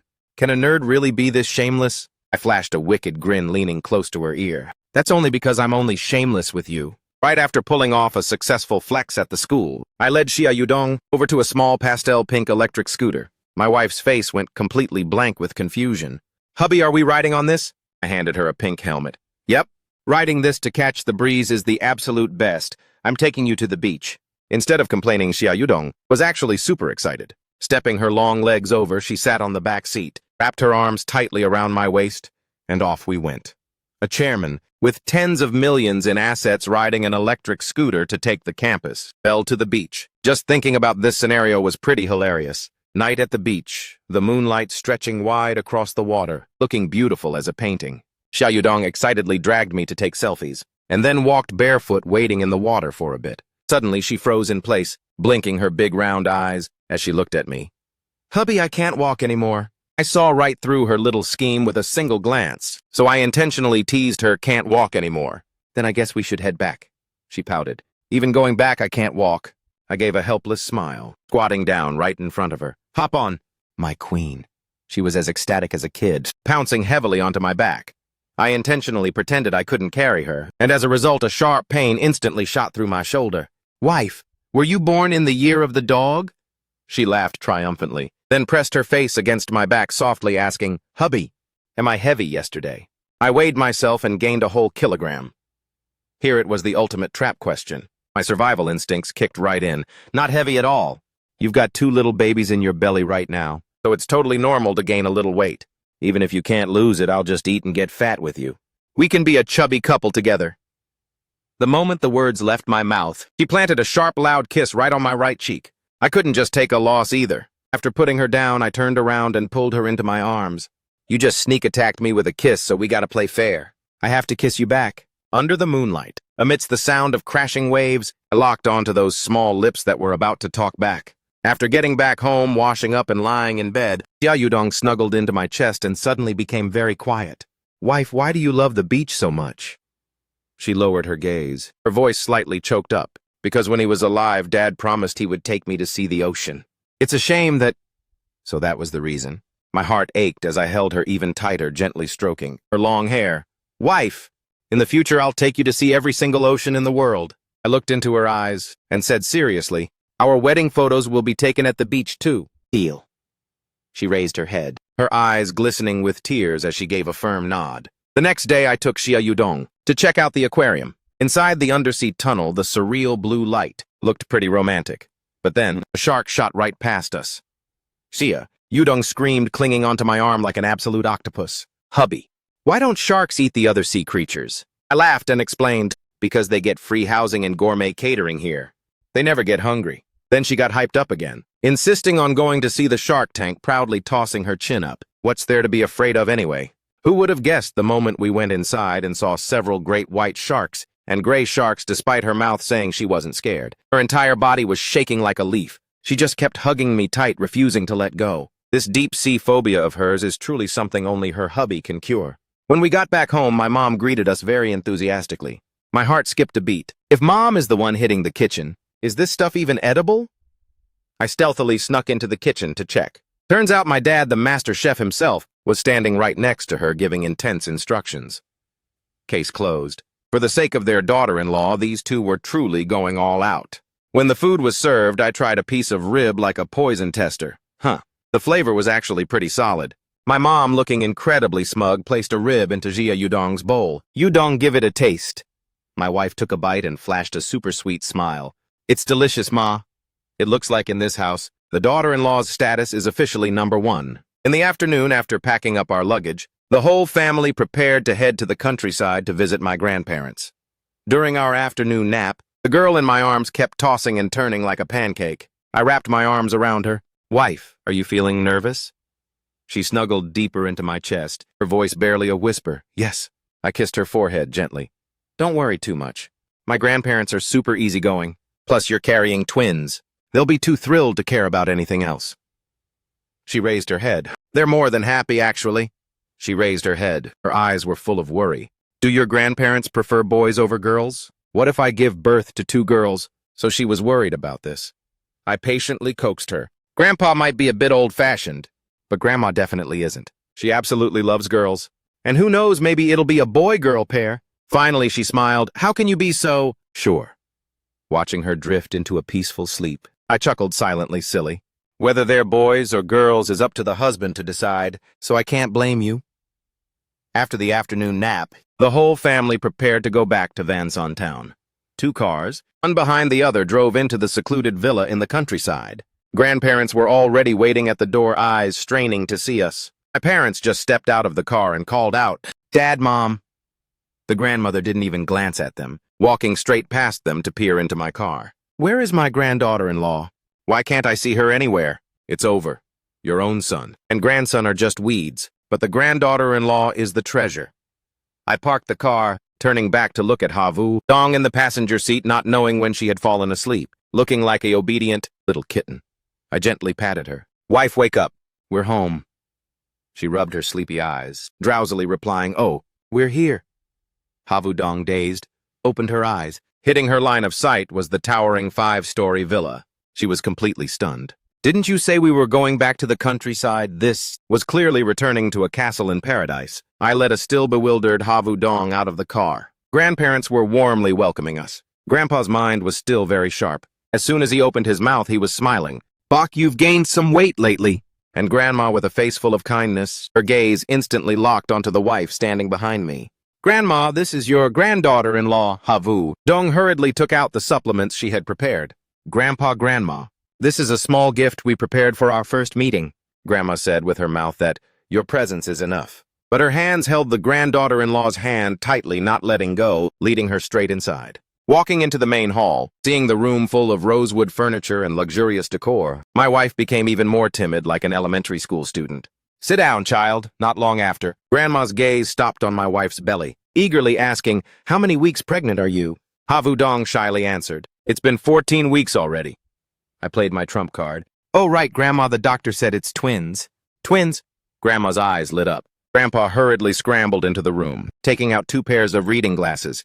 Grandma put on her glasses to look at the ultrasound report I gave her, looking back and forth, and when she saw the 3 words, fraternal twins, Grandma's eyes reddened with emotion, gripping Grandpa's hand as she muttered, Wonderful, that's wonderful, dear. Grandpa also laughed until he couldn't close his mouth. Dear, hurry up and go cook. Our granddaughter-in-law must be hungry. Watching the 2 elderly people as happy as children, Havu Dong finally felt at ease, her face radiant with a happy smile. During dinner, Grandma was like a food-serving machine constantly, piling food onto Havu Dong's plate until it was piled up like a small mountain.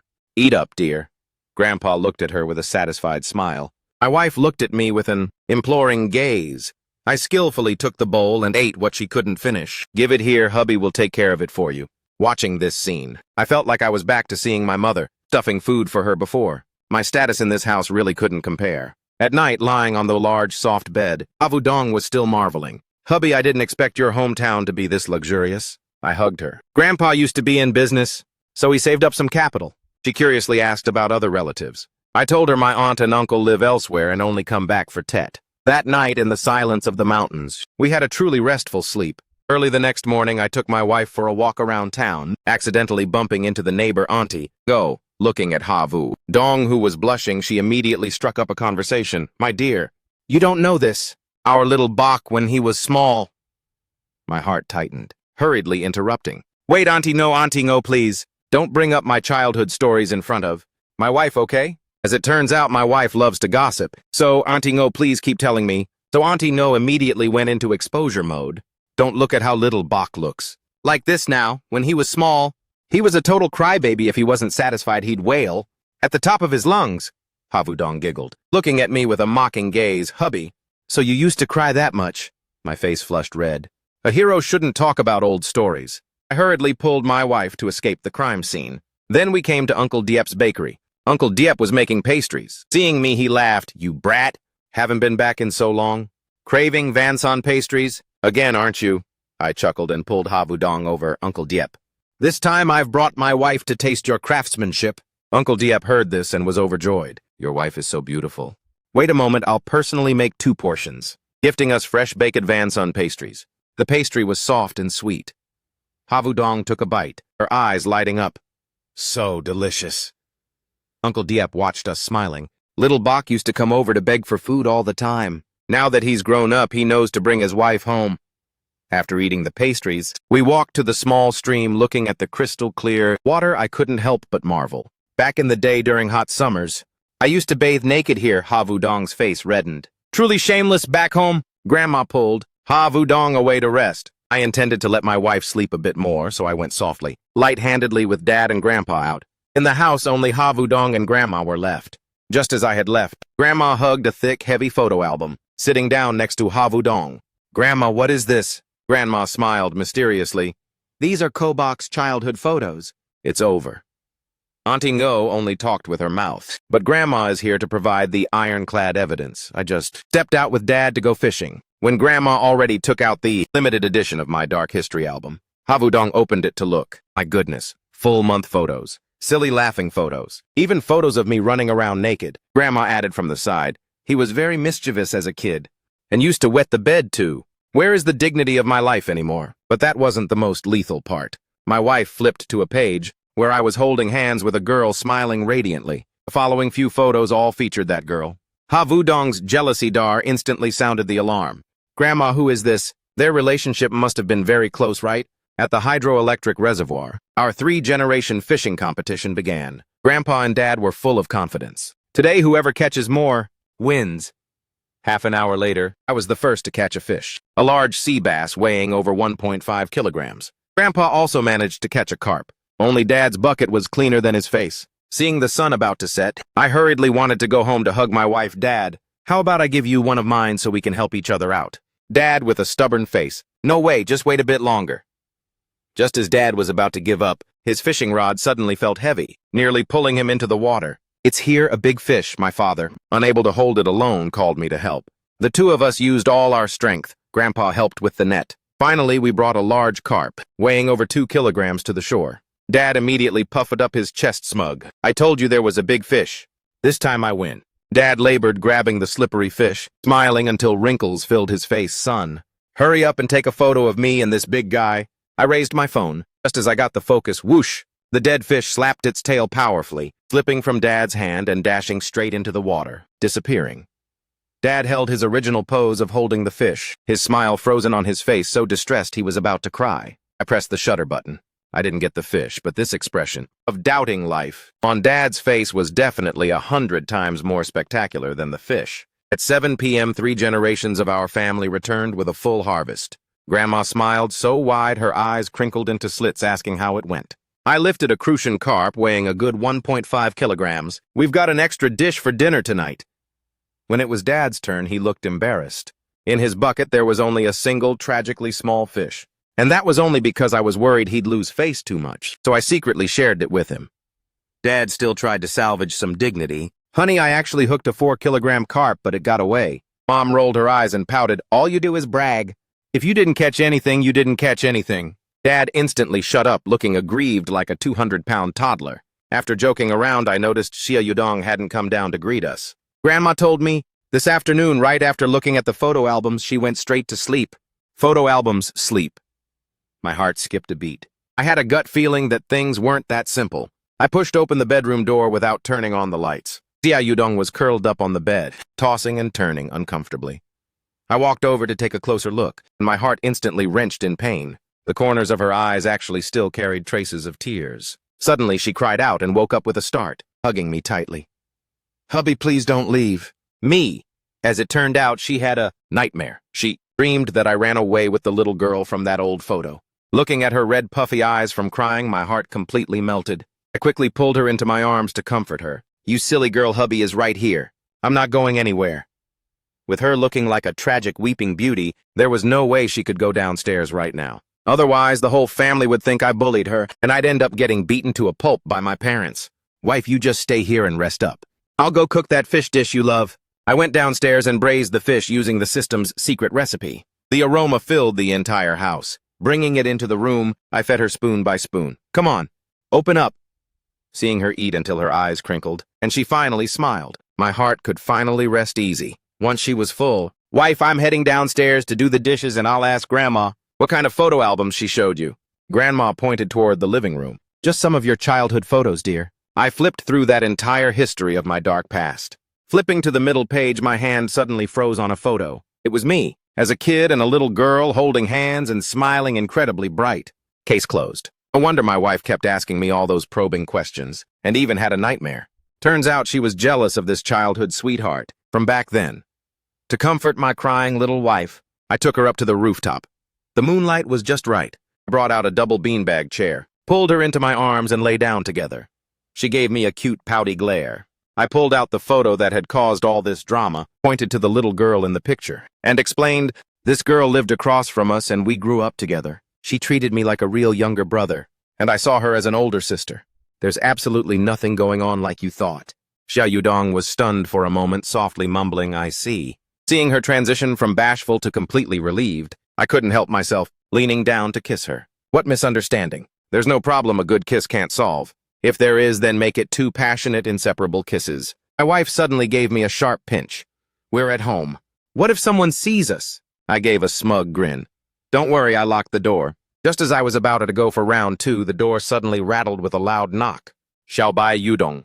Are you 2 upstairs? Come down and eat some watermelon? Xia Yudong jumped up in a panic, her face turning as bright red as a boiled lobster. Early the next morning, we had a guest over at the house. Before I could even process who it was, a tall woman with an incredible aura charged straight up to me, smacking my shoulder with a painful thud. Hey, you brat, how have you been lately? My face twisted in pain. Sis Ching. Take it easy, Sis Ching. Yep. This was none other than Lin Wanqing, the childhood sweetheart, from that photo. Except her vibe was completely different from what Xia Yudong had imagined. Seeing the woman in front of her who immediately got physical with me in such a dominant tomboyish way when Xia Yudong had spent all this time thinking she was some gentle, untouchable first love, she completely froze up on the spot. My bad, Lin Wanqing burst out laughing. Ha ha!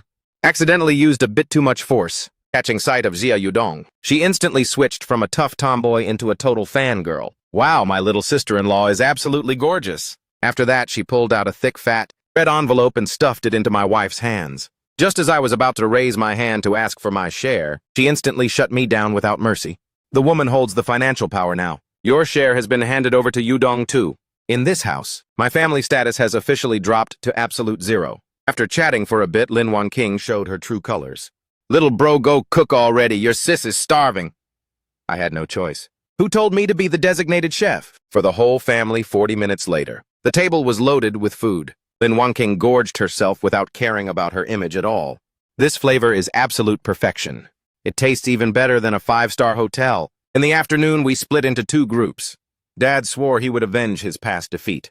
Left with no choice, I could only drive him to the reservoir lake. Dad strictly insisted on going back to the exact same spot as yesterday. 3 hours passed. I had already caught several fish, but Dad's side was dead silent, still as a statue. Just when everyone thought he was going to go home empty-handed again, Dad's fishing rod suddenly bent sharply. "It's hitting!" Dad shouted in pure excitement. I quickly rushed over to help. After a fierce struggle, the massive fish broke through the water's surface. At that exact moment, the air seemed to freeze. This size, this color. Turned out to be the exact same giant carp that got away yesterday. Dad tossed the fish into his bucket, his spine instantly straightening up proudly. I didn't expect to actually catch it today. Awesome. You really do weigh a full 4 kilograms. The odds of losing a fish and catching it again like this are lower than winning the lottery. This is something Dad can flex for the rest of his life. On the other side, my wife went over to Lin Wang-King's house as a guest. With two women gathering together, the topic, of course, couldn't stray from me. Lin Wang-King put on a mysterious look and told Xia Yudong, "Yudong, let me tell you a secret, Gu." I might act thick-skinned, but he actually has a fatal weakness. What weakness is that? At dusk, we got back home. The moment Dad walked through the door, he was smiling bright as a flower, charging in to hug Mom. "Wife, I caught that fish from yesterday. It weighs a whopping 4 kilograms. Mom pushed Dad away with a face full of disgust. "Did you take the wrong medicine? The kids are still standing right here." But once she saw the massive carp inside the bucket, Mom was stunned too. "It's actually this huge. You didn't buy this from the market, did you?" I quickly testified, "Ma, Dad really did catch this one himself." The rod his daughter-in-law gifted him played a huge role. Dad was incredibly smug, his tail practically wagging up to the sky. Right after Dad waved his hand, "Son, go prep the fish. We're adding an extra dish tonight. Gotta let your dad show off a little." All the heavy lifting always falls on me, but I was totally down for it. After all, my wife was also waiting to taste it. My 5-star chef skills were cranked up to maximum power. The massive 4-kilogram carp was perfectly prepped by me. Sweet and sour carp to stimulate the appetite. Braised carp, rich with deep flavor. And the fish head was brewed into a sweet, clear soup, the ultimate meal to go with rice. I picked the most tender piece of the sweet and sour fish and fed it to Xia Yudong. "Wife, test out your hubby's skills." Xia Yudong crinkled her eyes with a happy smile. "It's amazing." While we were eating, my mother-in-law Huang Shifang called. Xia Yudong spoke a few words, then handed the phone to my mom. "Ma, my mom wants to chat with you for a bit." Mom wiped her hands quickly and took the phone, instantly switching it to a gentle, elegant tone. "Hello, in-law, how have you been? This is Shulin." The two moms had a wonderful chat, and within a few sentences they locked in. Saturday to visit our place in Jingshui City. Listening from the side, I was secretly thrilled. It looks like this son-in-law is finally about to make his official grand debut. Late at night, after washing up and lying in bed, Xia Yudong suddenly flashed a sly smile and snuggled close. "Hubby, are you afraid of ghosts?" My heart skipped a beat. This was definitely that gossiper Lin Wang-King snitching on me, but I had to keep a straight face. "What kind of joke is that? Your hubby isn't afraid of heaven or earth. How could I possibly be afraid of ghosts?" Xia Yudong thrust her phone right in front of my face. "Then check this out." On the screen, a jump-scare ghost face with messy hair suddenly popped out, accompanied by a piercing shriek. Holy crap, I jumped in shock, almost leaping right off the bed. Xia Yudong burst out laughing so hard tears came out. "And you just said you weren't scared." "Hubby, your terrified look just now was so cute." Watching her shake with laughter on the bed, I finally realized I had been played. "Wife, you've learned some bad habits, haven't you?" Xia Yudong tried to run, but I scooped her up effortlessly and locked her tight in my arms. I was wrong. I won't laugh anymore." After staying in the countryside for a few days, we prepared to head back to the city. Grandma stuffed all kinds of local specialties, chickens and ducks, into my trunk.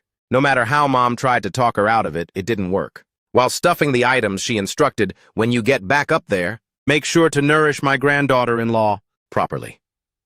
Looking at the trunk packed to the brim, it was all overflowing love. On the highway, back, Xia Yudong and I were both curious about how Dad would react when he saw his secret gift back at the apartment.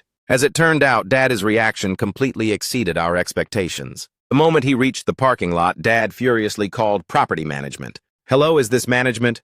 My parking spot has been taken. Notify the owner to move their car right away." Xia Yudong and I were standing on the side, holding our stomachs and laughing silently. Seeing us, Dad got even angrier. "I don't know who is so inconsiderate. There are so many empty spots next to it. Why didn't they park there? Why did they have to steal mine?" I walked over helplessly. Dad, I know whose car this is. Are you really that mad? I don't care whose it is, even if it's a luxury car. Tell them to get it out of here immediately. I dropped the car keys into Dad's hand. Dad, this is the gift Yudong picked out for you before we left. A top-spec GAC Tromchi M8. Dad froze on the spot. He pressed the unlock button. The car lights flashed and the luxury car doors slowly slid open. The previous second he was still fuming with rage, but the next second Dad was smiling bright as a flower. He impatiently climbed inside, touching this and that. Wow, this feels incredible, son. Why did you do this? While Dad was on absolute cloud nine, the property management guy came running over, panting heavily. Who said the parking spot was taken? Dad sat in the driver's seat, flashing a smile that was both awkward and polite. It was me. The management guy looked at Dad like he was an idiot. Combined with Dad's instant 180-degree turn, this live-action backfire scene was absolute peak comedy. At the dinner table that evening, Dad was smiling from ear to ear. His anger had completely vanished. Oh, right, Dad. Are you okay? You've been grinning nonstop. Dad had such a smug look on his face. My son bought me this GAC Tromchi M8. It cost over 1 million RMB. How could he not be happy? Mom, hearing this, frowned. Son, you earn money, but this is way too expensive. I quickly cut her off and smiled, looking towards Xia Yudong. Mom, this was Yudong's idea to buy for our family. She said Dad's car was long overdue for an upgrade. Naturally, Mom's expression changed in a flash. Mom piled a huge piece of fish onto Xia Yudong's plate. My daughter-in-law really is the most thoughtful. Come on, eat up, dear. Right after finishing, Chu Quan dragged me out for BBQ. Brother, bye. You just got here, you need to eat some pork kidneys to stay in top shape. His eyes were like he was trying to drill into me. He had something to say. Your wife is still waiting for you at home. It turns out Chu Quan dragged me out because he had some important intel. Brother Bai Zhang Huiying is about to return to the country. Back in the day, she chased you for 3 whole years. A wealthy heiress chasing me. I shrugged. She and I have nothing going on. Right now, I only have eyes for my wife and kid at home. I didn't get home until nearly 11 p.m. Pushing open the bedroom door, I saw Xia Yudong. Was so sleepy she could barely keep her eyes open, but she was still trying to wait for me. Hubby, you're back. My heart warmed up instantly.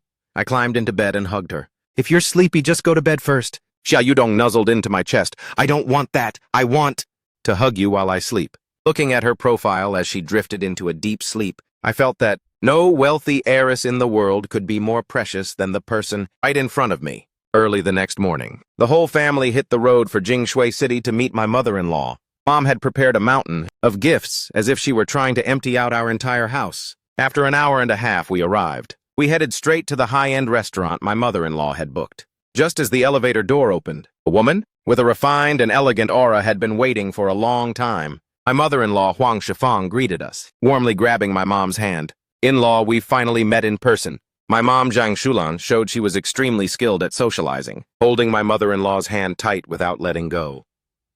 Exactly. I've finally met you. I am truly so happy. My mother-in-law was still being polite. In-law, you're being too formal. Mom waved her hand. Just a small token, please accept it.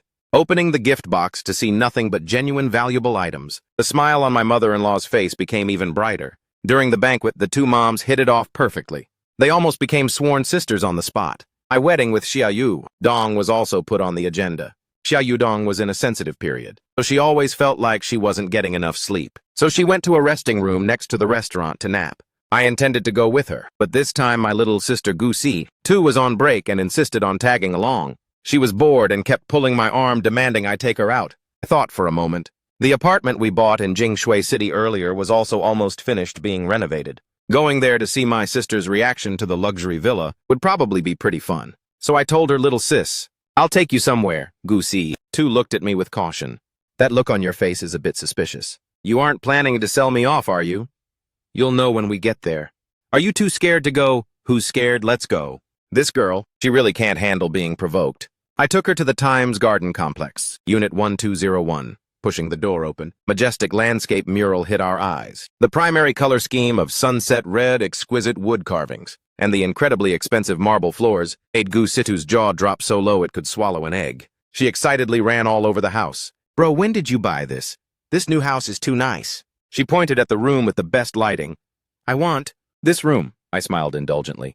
Deal, it's reserved for you. After the grand tour, I drove Gusitu away, but I didn't notice that in a hidden corner a pair of eyes was staring right at us.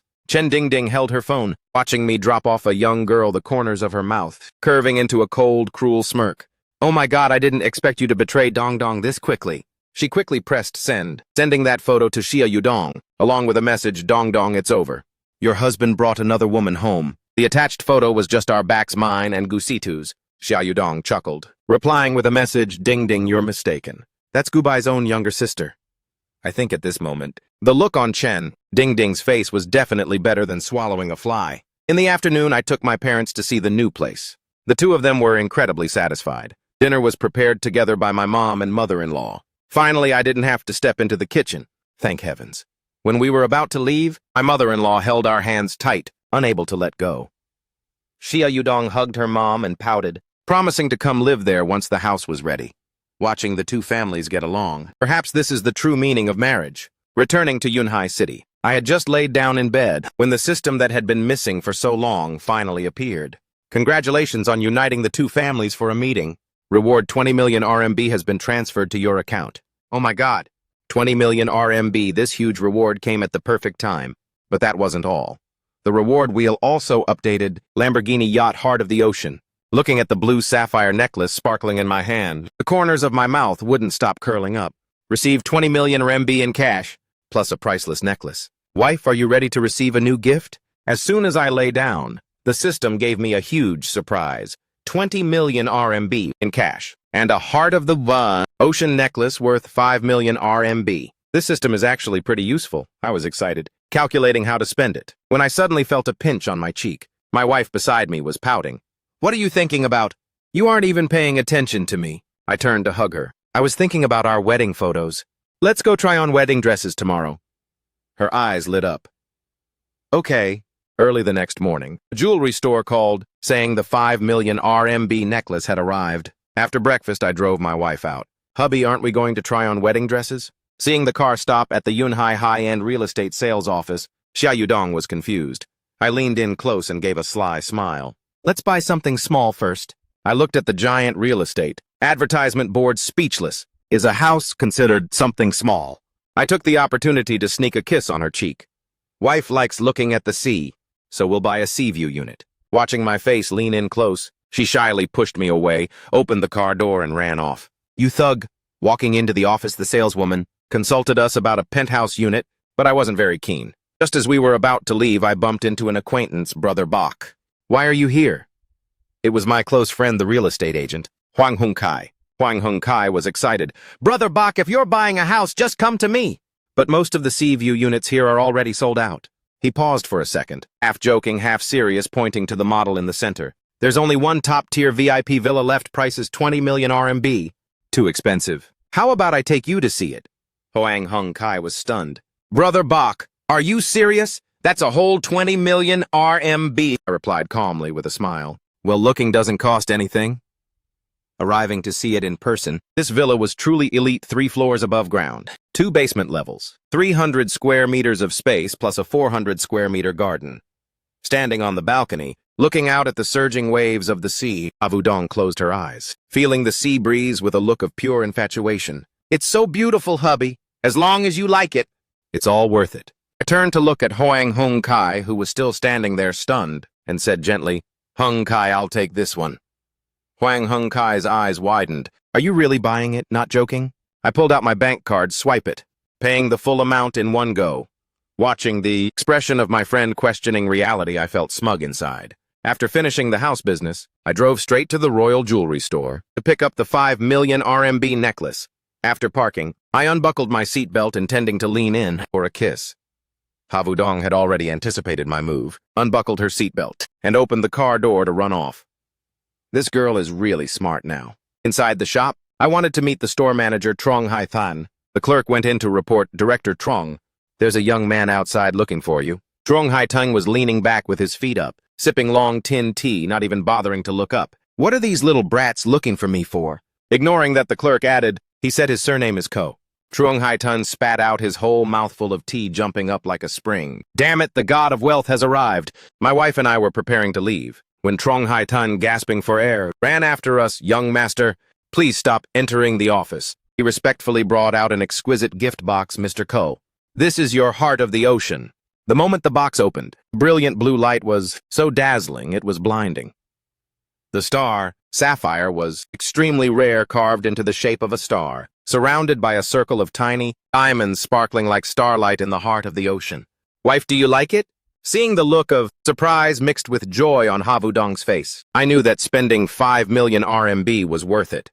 Just as I was about to have the 5 million RMB Heart of the Ocean necklace wrapped, I glanced over and saw a pair of earrings. In the display case, sapphire teardrops. Director Trong, what is this pair called? Trong Hai-thun's eyes lit up. Mr. Ko has such a refined eye. This is our latest masterpiece. The Ocean's Attraction. It hasn't officially launched yet. The estimated price is 3 million RMB. Hasn't launched yet. It's just that the money isn't enough, right? I interrupted directly. I'll pay an extra 500,000 RMB. Will you sell it? Trong Hai-thun paused for a moment, seemingly calculating. Havudong beside me was also very happy, clutching my hand, whispering softly, Hubby, really, there's no need to buy these. I turned and smiled at her. Just listen to your husband. Trong Hai-thun, seeing this situation and fearing my wife would ruin the deal, hurriedly shouted, sold immediately, in less than a minute. This pair of earrings worth 3,500,000 RMB was already packed. On the way home, Havudong sat in the passenger seat hugging the bag tightly, her whole body tense, her eyes alert like a startled baby deer. Well, it makes sense, 5 million RMB necklace. 3,500,000 RMB earrings. This bag is worth 8,500,000 RMB, she muttered. Hubby, this bag is even more expensive than I am. If I'm sold, I still couldn't pay it off. I was amused by her. Silly, you are a priceless treasure. Just relax, eat well, and sleep well. Havudong nestled in my arms to check our account. Hubby, how much money do we have left? I patted her head. Wife, there's only 5 million RMB left. This girl was pinching pennies so hard it hurt. She started muttering. I shouldn't have let you buy more. Those 3 million RMB earrings, we should have saved it to take care of the family. I kissed her small cheek, explaining, that jewelry model hasn't launched yet. That jewelry line hasn't even gone on sale yet. Wait until you wear it to take wedding photos. You will definitely be the most beautiful bride in the world. She was moved to tears, hugging my neck. Spoiled hubby. You're going to spoil me rotten. I leaned down to kiss her lips. So what if I spoil you? I can only continue spoiling you, right? That evening, the whole family was having dinner. I suddenly put down my chopsticks and announced a very important piece of news. Mom, Dad, we're moving house tomorrow. The air suddenly went silent. Mom, other than Havudong, who already knew both Mom and Dad, were shocked. Mother Truong Tuk Lan frowned tightly, her chopsticks stopping midway, staring at me in horror. Moving house. Moving where? Seeing Mom's expression, she must be thinking I invested and failed, had to mortgage the house, and was about to lead the whole family to sleep under a bridge. The air suddenly went still. Mom hurriedly ran back to her room, then stuffed a bank card into my hand. Her eyes red. Son, did the investment fail? If you don't have money, just tell Mom. I still have some here. I took the card in my hand, feeling conflicted. Mom's imagination truly has no equal. Mom, Vudong hurriedly explained, Mom, you misunderstood. We're just moving to a new house. Changing to a better environment, that's all. Mom was confused. Better. Is our house not good enough? I smiled mysteriously. Tomorrow you'll all know. The next day, 2 cars aggressively drove into the Van Hai area. Following my lead, I drove straight into the deep villa district. Mom from behind panicked. You took the wrong way, son. That over there is the villa area. The car stopped in front of a massive sea view villa. As soon as they stepped out, Mom and Dad instantly turned to stone. Entering the house, there was a 7-meter-high ceiling in the lobby, an entire wall made of floor-to-ceiling glass, capturing the beautiful sea view, a kitchen with a mix of Western and Asian-style tranquil. Oh, this is truly embarrassing. Mom was stunned to the point of silence. Oh my God, how much did this cost? I calmly carried the luggage. Not expensive. Just 20 million RMB. Dad immediately pulled me into a corner, his face extremely serious. Son, tell the truth. Where did this money come from? So that Dad doesn't have to worry. I had no choice but to bring up that Kim Loan Technology Company. Dad, I opened a company in Van Hai every month. The commission is about 1 million yuan. Dad's expression instantly changed. Patting my shoulder hard, Dad knew my son was a genius. At this moment, who would still doubt me? After cleaning up, Havudong and I went to buy steak and noodles, intending to show off my culinary skills tonight. As soon as we got home, I shouted, "We're back!" The result was that the house was dead silent, truly awkward. Just got home and couldn't find a soul. Looking around, I saw Dad busy with his tea set, and Mom was struggling to figure out the equipment in the kitchen. Approaching mealtime, Mom looked at the pile of Thai-style ingredients in the fridge, feeling a bit puzzled. How do you cook these Thai dishes? Mom intended to look for me to help, but the living room was empty. This is the suffering of living in a 20 million RMB villa. Wanting to find someone is like playing hide and seek. Mom ran up and down once, finally catching us in the basement game room. Havudong and I were holding game controllers, incredibly engrossed. Havudong laughed like a child. Mom walked over. Son, stop playing focus. Now hurry up and go cook. Mom is hungry, and Vudong and the babies are hungry too. I'm putting it down right now. I put down the controller and turned back with a flustered expression. Let go right now. Putting down the controller, he turned around with a look of pure panic. With these kinds of things, there are dozens I can handle them too. That evening, we returned home and my wife went to bathe, but she forgot to bring her pajamas. The bathroom door creaked, open a tiny gap. A small white hand reached out. Hubby, help me get my pajamas. I laughed mischievously and passed the pajamas over, seizing the opportunity to tightly grab that small hand and refuse to let go. Water resources are so precious. How about we shower together to save some? She flushed red and pulled her hand back. Thud, slamming the door shut. Go shower by yourself. Halfway through my shower, I realized the towel had vanished. Wife, where did my towel go? Silence on the outside. Early the next morning, I drove Havudong straight toward my old hometown in Manhwa City. As soon as we arrived at the gate, Havudong was so anxious her palms were drenched in sweat. As soon as the door opened, my mother Trong Thuklan ignored, me completely reaching out to tightly grab Havudong's hand. Oh, my daughter-in-law. Finally, you're back. Mother's mouth was smiling as bright as a flower. As for me, I had to accept the fate of being a porter. Havudong took out the jade bracelet worth hundreds of thousands of yuan. Mom, this is a gift we brought for you. Don't spend money so wastefully. My mother said, don't waste money with her mouth, but she slipped it on very quickly, grinning until she couldn't close her mouth. As soon as we entered the living room, she mentioned the topic of children. Havudong shyly lowered her head. Yes, Mom, the doctor said. I'm pregnant with twins. My mother acted as if she had springs under her seat, springing up. What? Twins. Looking clearly at the 3 words fraternal twins on the report, my mother was so touched she shook tightly, grabbing her daughter-in-law's hand, muttering, Twins, that's wonderful, twins so amazing. At this moment, my father, Ko Tran Quok, came home from work, looking completely exhausted. But seeing the specialized fishing rod worth 60,000 RMB my daughter-in-law gave him, his eyes lit up brightly, his fatigue vanishing in an instant. Seeing the pregnancy report, my father laughed and ran into the kitchen, giving me a slap that felt like it was from heaven, you brat. Well done, one shot, and Dad gets to hold 2 grandchildren. The father, who was so tired he didn't want to move, was suddenly full of energy, insisting on helping me cook. At the dining table, Mom was obsessively feeding Havudong until the food was piled up like a mountain. My wife looked at me with a gaze of plea for help. I had to silently play the role of a food recycler for leftovers. After eating, I suggested going back to my old school for a stroll. Havudong naturally raised both hands in agreement. Arriving at the school gate, the security guard recognized me instantly. Oh, isn't that little Bok bringing your wife to visit the school? Yes, sir. He opened the gate, smiling happily. Little Bok. You were a celebrity back in the day. Havudong was curious. A celebrity, hubby? Were you very famous back then? I smiled mysteriously. Go inside and you'll know immediately. We walked into the campus that birthed top scholars. Havudong suddenly stopped in front of the gold plaque honoring university entrance exams. She stared at a photo on it, her eyes widening more and more. Kobach 2020, Manhwa City Natural Sciences valedictorian, 687 points.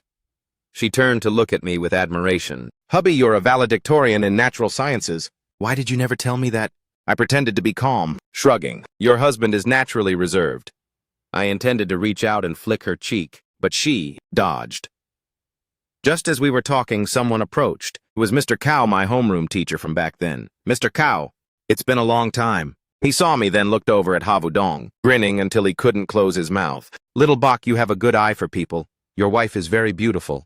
Afterward, Mr. Cao started spilling the beans. You guys don't know, but little Bok back then was a real bookworm, so handsome. So many girls chased him, but he didn't care, only knowing how to bury his head in books. But those girls were really not as pretty as you are. After saying goodbye to the teacher, Havudong looked at me with suspicion. A bookworm, huh? A bookworm who hugs me affectionately all day like this. A bookworm who is this much of a thug. I laughed mischievously, leaning close to her ear. That's because I'm only a thug with you alone. After just showing off at school, I took Havudong to a small pink electric scooter. My wife looked at it confused. Hubby, are we going to ride this? I handed her a pink helmet. That's right. Riding this to catch the breeze is the best. I'm taking you to the beach. Ha Wudong not only didn't complain, but was actually very happy, her long legs stepping over to sit in the back, hugging my waist tight before taking off. A chairman, with 10 million RMB in assets, riding an electric bike carrying his school beauty wife to the beach. This scene, just thinking about it, is quite interesting. At night on the beach, the moonlight spread over the water, beautiful as a painting. Ha Wudong excitedly pulled me to take selfies, then went barefoot in the water for a while. Suddenly she stood still in one spot, blinking her big round eyes. Looking at me, hubby, I can't walk anymore. One look and I understood her little thoughts instantly. Purposely teasing, you can't walk anymore.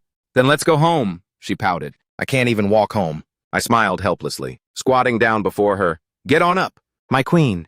She was as happy as a child, leaping onto my back. I intentionally pretended not to be able to carry her, the result being a sharp pain on my shoulder. Wife, do you weigh a ton? She laughed triumphantly, pressing her face against my back, softly asking, hubby, am I heavy? Yesterday I weighed myself and I gained a kilogram. The lethal question is here. My survival instincts kicked in, not heavy at all. Inside your belly there are 2 little ones. Getting a little chubby is normal.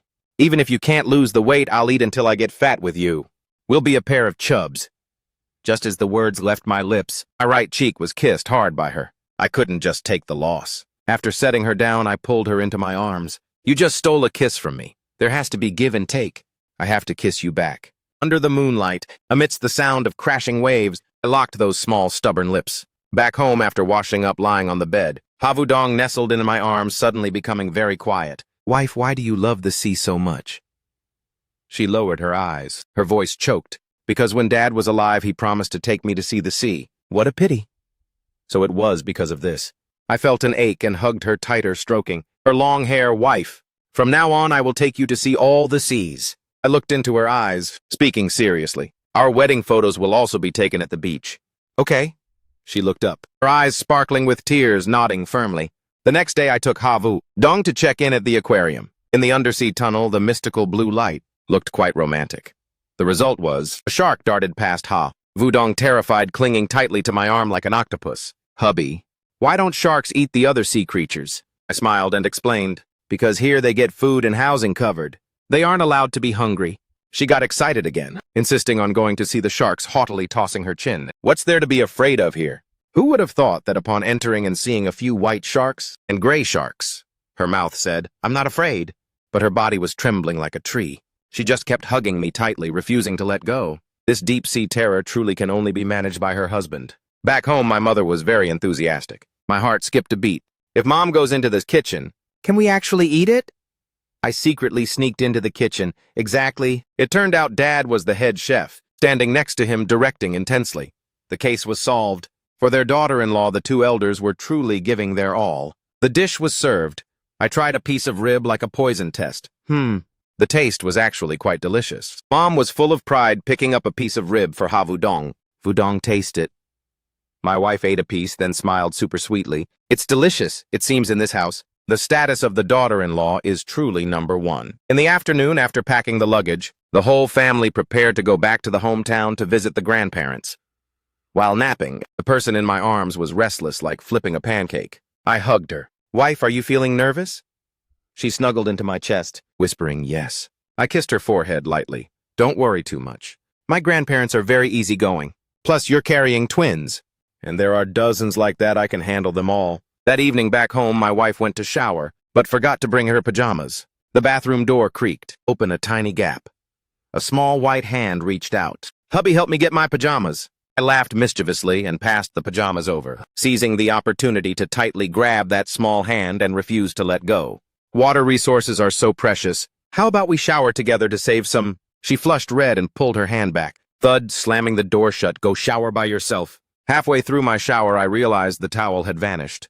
Wife, where did my towel go? Silence on the outside. Early the next morning, I drove Ha Wudong straight toward my old hometown in Van Hai City. As soon as we arrived at the gate, Ha Wudong was so anxious her palms were drenched in sweat. As soon as the door opened, my mother Trong Tuk Lan ignored, he completely reaching out to tightly grab Ha Wudong's hand. Oh my daughter-in-law. Finally, you're back. Mother's mouth was smiling, as bright as a flower. As for me, I had to accept the fate of being a porter. Ha Wudong took out the jade bracelet worth hundreds of thousands of yuan. Mom, this is a gift we brought for you. Don't spend money so wastefully, my mother. said, "Don't waste money," with her mouth, but she slipped it on very quickly, grinning until she couldn't close her mouth. As soon as we entered the living room, she mentioned the topic of children. Havudong shyly lowered her head. "Yes, Mom, the doctor said. I'm pregnant with twins." My mother acted as if she had springs under her seat, springing up. "What? Twins?" Looking clearly at the 3 words fraternal twins on the report, my mother was so touched she shook tightly, grabbing her daughter-in-law's hand, muttering, "Twins? That's wonderful. Twins, so amazing." At this moment, my father, Ko Tran Kwok, came home from work, looking completely exhausted. But seeing the specialized fishing rod worth 60,000 RMB my daughter-in-law gave him, his eyes lit up brightly, his fatigue vanishing in an instant. Seeing the pregnancy report, my father laughed and ran into the kitchen, giving me a slap that felt like it was from heaven. "You brat. Well done, one shot, and Dad gets to hold 2 grandchildren." The father, who was so tired he didn't want to move, was suddenly full of energy, insisting on helping me cook. At the dining table, Mom was obsessively stuffing food for Havudong until the food was piled up like a mountain. My wife looked at me with a gaze of plea for help. I had to silently play the role of a food recycler for leftovers. After eating, I suggested going back to my old school for a stroll. Havudong naturally raised both hands in agreement. Arriving at the school gate, the security guard recognized me instantly. "Oh, isn't that little Bok bringing your wife to visit the school?" "Yes, sir." He opened the gate, smiling happily. "Little Bok, you were a celebrity back in the day." Havudong was curious. "A celebrity, hubby? Were you very famous back then?" I smiled mysteriously. "Go inside and you'll know immediately." We walked into the campus that birthed top scholars. Havudong suddenly stopped in front of the gold plaque honoring university entrance exams. She stared at a photo on it, her eyes widening more and more. Kobach 2020, Van High City Natural Sciences valedictorian, 687 points. She turned to look at me with admiration. "Hubby, you're a valedictorian in natural sciences. Why did you never tell me that?" I pretended to be calm, shrugging. "Your husband is naturally reserved." I intended to reach out and flick her cheek, but she dodged. Just as we were talking, someone approached. It was Mr. Kao, my homeroom teacher from back then. "Mr. Kao, it's been a long time." He saw me then, looked over at Havudong, grinning until he couldn't close his mouth. "Little Bok, you have a good eye for people. Your wife is very beautiful." Afterward, Mr. Kao started spilling the beans. "You guys don't know, but little Bok back then was a real bookworm, so handsome. So many girls chased him, but he didn't care, only knowing how to bury his head in books. But those girls were really not as pretty as you are." After saying goodbye to the teacher, Havudong looked at me with suspicion. "A bookworm, huh? A bookworm who hugs me affectionately all day like this? A bookworm who is this much of a thug?" I laughed mischievously, leaning close to her ear. "That's because I'm only a thug with you alone." After just showing off at school, I took Havudong to a small pink electric scooter. My wife looked at it confused. "Hubby, are we going to ride this?" I handed her a pink helmet. "That's right. Riding this to catch the breeze is the best. I'm taking you to the beach." Havudong not only didn't complain, but was actually very happy, her long legs stepping over to sit in the back, hugging my waist tight before taking off. A chairman with 10 million RMB in assets riding an electric bike carrying his school beauty wife to the beach. This scene, just thinking about it, is quite interesting. At night on the beach, the moonlight spread over the water, beautiful as a painting. Havudong excitedly pulled me to take selfies, then went barefoot in the water for a while. Suddenly, she stood still in one spot, blinking her big round eyes. Looking at me, "Hubby, I can't walk anymore." One look, and I understood her little thoughts instantly. Purposely teasing, "You can't walk anymore. Then let's go home." She pouted. "I can't even walk home." I smiled helplessly, squatting down before her. "Get on up, my queen." She was as happy as a child, leaping onto my back. I intentionally pretended not to be able to carry her, the result being a sharp pain on my shoulder. "Wife, do you weigh a ton?" She laughed triumphantly, pressing her face against my back, softly asking, "Hubby, am I heavy yesterday?" I weighed myself and I gained a kilogram. The lethal question is here. My survival instincts kicked in, not heavy at all. Inside your belly there are 2 little ones. Getting a little chubby is normal. Even if you can't lose the weight, I'll eat until I get fat with you. We'll be a pair of chubs. Just as the words left my lips, my right cheek was kissed hard by her. I couldn't just take the loss. After setting her down, I pulled her into my arms. "You just stole a kiss from me. There has to be give and take. I have to kiss you back." Under the moonlight, amidst the sound of crashing waves, I locked those small, stubborn lips. Back home, after washing up lying on the bed, Havudong nestled in my arms, suddenly becoming very quiet. "Wife, why do you love the sea so much?" She lowered her eyes. Her voice choked. "Because when Dad was alive, he promised to take me to see the sea." What a pity. So it was because of this. I felt an ache and hugged her tighter, stroking her long hair. Wife, from now on I will take you to see all the seas. I looked into her eyes, speaking seriously. Our wedding photos will also be taken at the beach. Okay. She looked up, her eyes sparkling with tears, nodding firmly. The next day I took Havu Dong to check in at the aquarium. In the undersea tunnel, the mystical blue light looked quite romantic. The result was, a shark darted past Havu Dong, terrified, clinging tightly to my arm like an octopus. Hubby, why don't sharks eat the other sea creatures? I smiled and explained, because here they get food and housing covered. They aren't allowed to be hungry. She got excited again, insisting on going to see the sharks, haughtily tossing her chin. What's there to be afraid of here? Who would have thought that upon entering and seeing a few white sharks and gray sharks? Her mouth said, I'm not afraid, but her body was trembling like a tree. She just kept hugging me tightly, refusing to let go. This deep-sea terror truly can only be managed by her husband. Back home, my mother was very enthusiastic. My heart skipped a beat. If Mom goes into this kitchen, can we actually eat it? I secretly sneaked into the kitchen. Exactly. It turned out Dad was the head chef, standing next to him, directing intensely. The case was solved. For their daughter-in-law, the two elders were truly giving their all. The dish was served. I tried a piece of rib like a poison test. The taste was actually quite delicious. Mom was full of pride, picking up a piece of rib for Havu Dong. Vu Dong tasted it. My wife ate a piece, then smiled super sweetly. It's delicious. It seems in this house, the status of the daughter-in-law is truly number one. In the afternoon, after packing the luggage, the whole family prepared to go back to the hometown to visit the grandparents. While napping, the person in my arms was restless like flipping a pancake. I hugged her. Wife, are you feeling nervous? She snuggled into my chest, whispering yes. I kissed her forehead lightly. Don't worry too much. My grandparents are very easygoing. Plus you're carrying twins, they'll be beyond happy. She looked up. She finally knew that I wasn't tricking her. The difference between love and not love is just that massive. The day to return to Van Hai finally arrived. After lunch, Mom started her farewell routine, stuffing us like we were cargo. No matter how much I tried to reason with her, she acted like she didn't hear a word, just kept cramming each bag of local specialties into the car, then lingering in a sad farewell. Watching them wave through the rearview mirror, my heart felt a twinge of sorrow. This is family, the most solid foundation forever. As the car was about to reach Van Hai City, the black diamond on my wrist suddenly vibrated, blaring a jarring red warning. Super typhoon approaching Van Hai City within the next 4 days. My wife and I looked at each other in confusion. Outside the window, the sun was still blazing. Is this watch broken or something? But because I trusted the system, as soon as we got home and unpacked, I still decided to head out, to stock up on essentials. Havu Dong looked at the clear blue sky outside and asked, a typhoon right after we get back, is the forecast wrong? I kissed her forehead gently. It's nothing. I'm here now. Who would have thought that not long after I left, the sky would change colors? Havu Dong was cleaning, looking up, terrified to the point her face turned pale. The sky seemed to be split in two. On the left, the sun was still shining brightly, while on the right, black clouds gathered and tore across the sky. In an instant, the gale picked up, and rain poured down in sheets. This isn't a normal typhoon, it's truly the end of the world. I had just finished shopping at the supermarket, when the warning on my watch upgraded again. Warning. It's intensifying. In 20 minutes, the eye of the storm hits. Please evacuate immediately. I tossed the bags into the trunk, floored the gas pedal, and sped frantically through the torrential rain. At the same time, at home, Havu Dong was hiding behind the door, shivering. She was most afraid of thunder, but even more afraid I wouldn't make it back. She stared fixedly at the tracking screen on the pink diamond watch, following the red dot, gradually getting closer. 5 minutes, 10 minutes, 15 minutes. The windows were being battered by the wind against the wall with a boom boom. The tracker showed I had reached the floor below, but she still couldn't hear the sound of the door opening. 20 minutes. The storm swept through completely.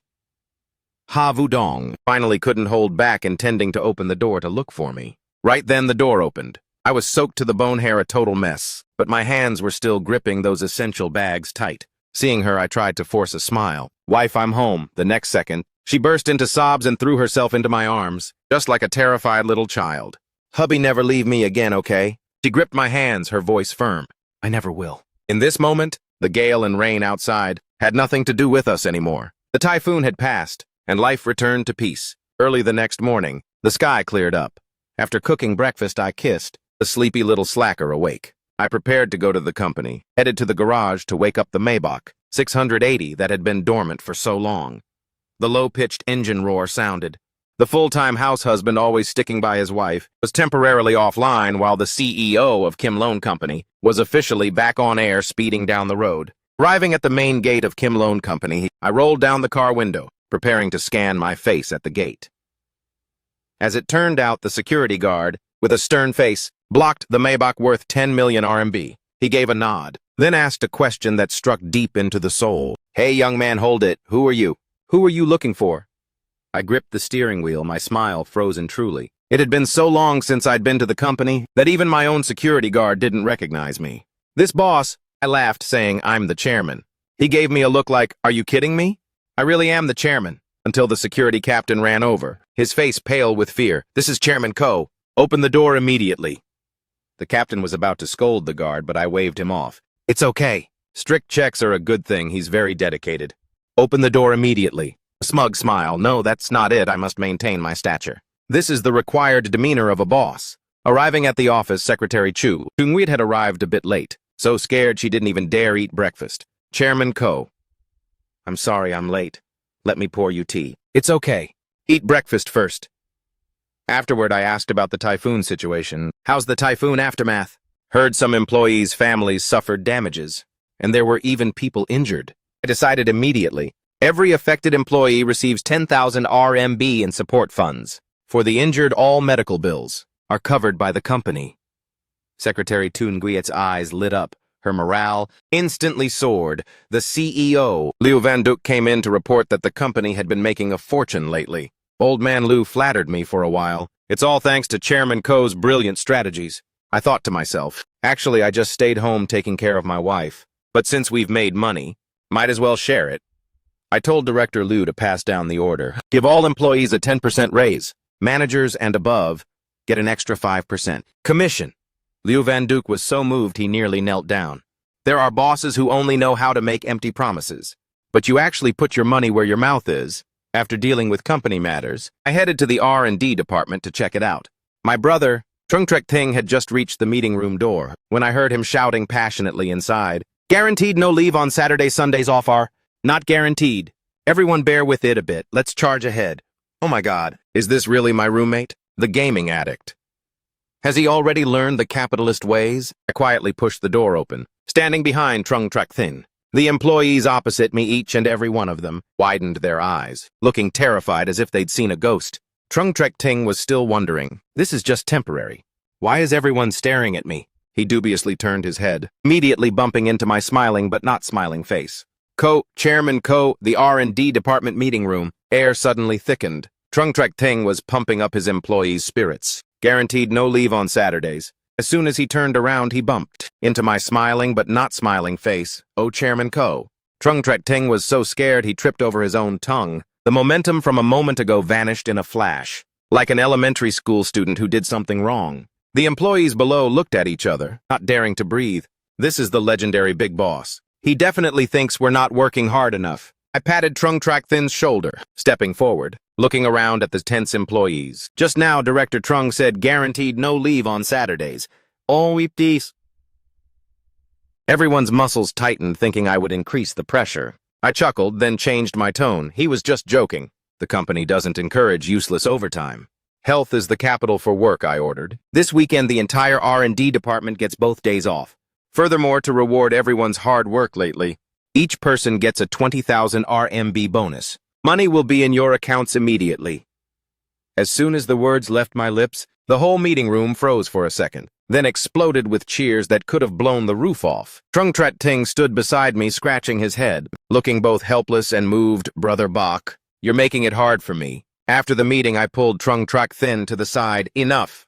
Don't push yourself too hard.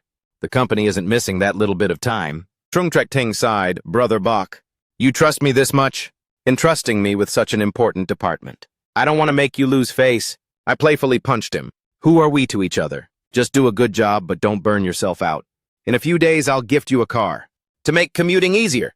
"Damn, Brother Bach, you really are my own brother." After handling things at the company, I kept my fame low-key, driving the Maybach home to look after my wife.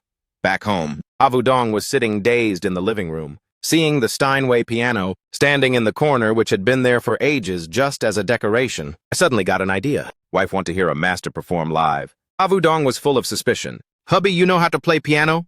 Why didn't I know about this? I thought to myself, before the system gave me this ability, even I wouldn't have known, but I just said, your husband knows many things. I sat down elegantly and opened the piano lid, my slender fingers resting on the black and white keys. Master-level musical skill activated. The piece, Mariage d'amour, slowly began to resonate. The sound was like a clear stream, tinkling and romantic, elegant and profound. Every note seemed to be a confession of love. Havu Dong was stunned. She never expected that the husband who usually hovered in the kitchen would now radiate such brilliant artistic aura. She subconsciously walked to the piano, gazing dazed at me. The sunlight bathed the keys. The scene was as beautiful as a drama. The music ended, the echoes still lingering. Havu Dong suddenly hugged her belly, her expression a mix of surprise and joy. Hubby, what is it? I asked, anxiously leaping up. I think the baby just kicked. The baby seems to really like this song. I leaned down, pressing my ear against her belly, my face beaming with happiness. It seems the future composer is about to be trained. By me, time flew by like a shadow past a window. In the blink of an eye, 3 months had passed. The Van High business world had suffered an earthquake. Kim Loan Technology Company, relying on a smart health tracking wristband that was ahead of its time, had listed on the tech stock exchange. The core of this wristband was thanks to me decoding the low-level functions within the future couple smartwatch that the system had gifted. Even though it was just a stripped-down version, its accurate health warning function was enough to drive global capital markets wild. If you knew that on the very first day, stocks skyrocketed so high it triggered a circuit breaker. My assets overnight had surpassed 100 billion, becoming the youngest business legend in the country. Yet at this moment I wasn't clinking glasses at a celebration party, but was in a private villa, the most high-end in Van High City, anxiously adjusting my bow tie. Today was the day of our makeup wedding for Havu Dong. The media praised this wedding as the wedding of the century. The road leading to the estate was covered in a red carpet 10 miles long. In the sky, dozens of helicopters hovered, responsible for scattering flower petals and filming from above. The auspicious hour had arrived. The gates of the estate slowly opened. The sacred and solemn wedding march was performed live by a world-class symphony orchestra. Havu Dong wore the custom-designed wedding dress that had once melted my heart on the beach all those years ago. But this time, her belly was noticeably protruding. It was sheltering 2 tiny lives. But that didn't diminish her beauty at all. On the contrary, it added to the holy aura of motherhood. At this moment on the bridge, Havu Dong wore the priceless heart of the ocean necklace, and her ears sparkled with the ocean's attraction earrings. Under the sun, it reflected a blue so dazzling it was overwhelming. In the guest seats, her high school friends stared dazed. The wealthy, young masters who once acted like they owned the world. Tran Phi Vu, who was now sitting in a corner, looked at the big shots who he only saw on financial news, respectfully standing there, completely stripped of his arrogance. As for Trong, Tu-Yin, she sat in the crowd, watching the man on stage. In his eyes there was only Havu Dong. She smiled serenely, clapped gently, then turned and walked away. Wife, you look beautiful today. Havu Dong's eyes reddened slightly. Hubby, you're also very handsome. Under the pastor's witness, I took out the pair of diamond rings, symbolizing eternity, that I had prepared. I slowly slid it onto Havu Dong's finger. From the accidental meeting in the alley 4 years ago until holding hands, until our hair turns gray, our teeth fall out. Vudong, it was you who taught me what responsibility is, what love is. I Kobak swear that for the rest of my life, every bit of gentleness, every asset, every ounce of my glory belongs only to you and our children. Havu Dong was already speechless with tears. Thank you, Kobak. Thank you for giving me a family. Thank you for spoiling me like a child. The two of them shared a passionate kiss amidst the rain of rose petals. Below, the 2 mothers, Trong, Thuc Lan and Huang Taifong, were crying their eyes out. Ko Trun Quoc emotionally hugged his weeping wife. After the wedding, I officially entered full-time husband-caring mode.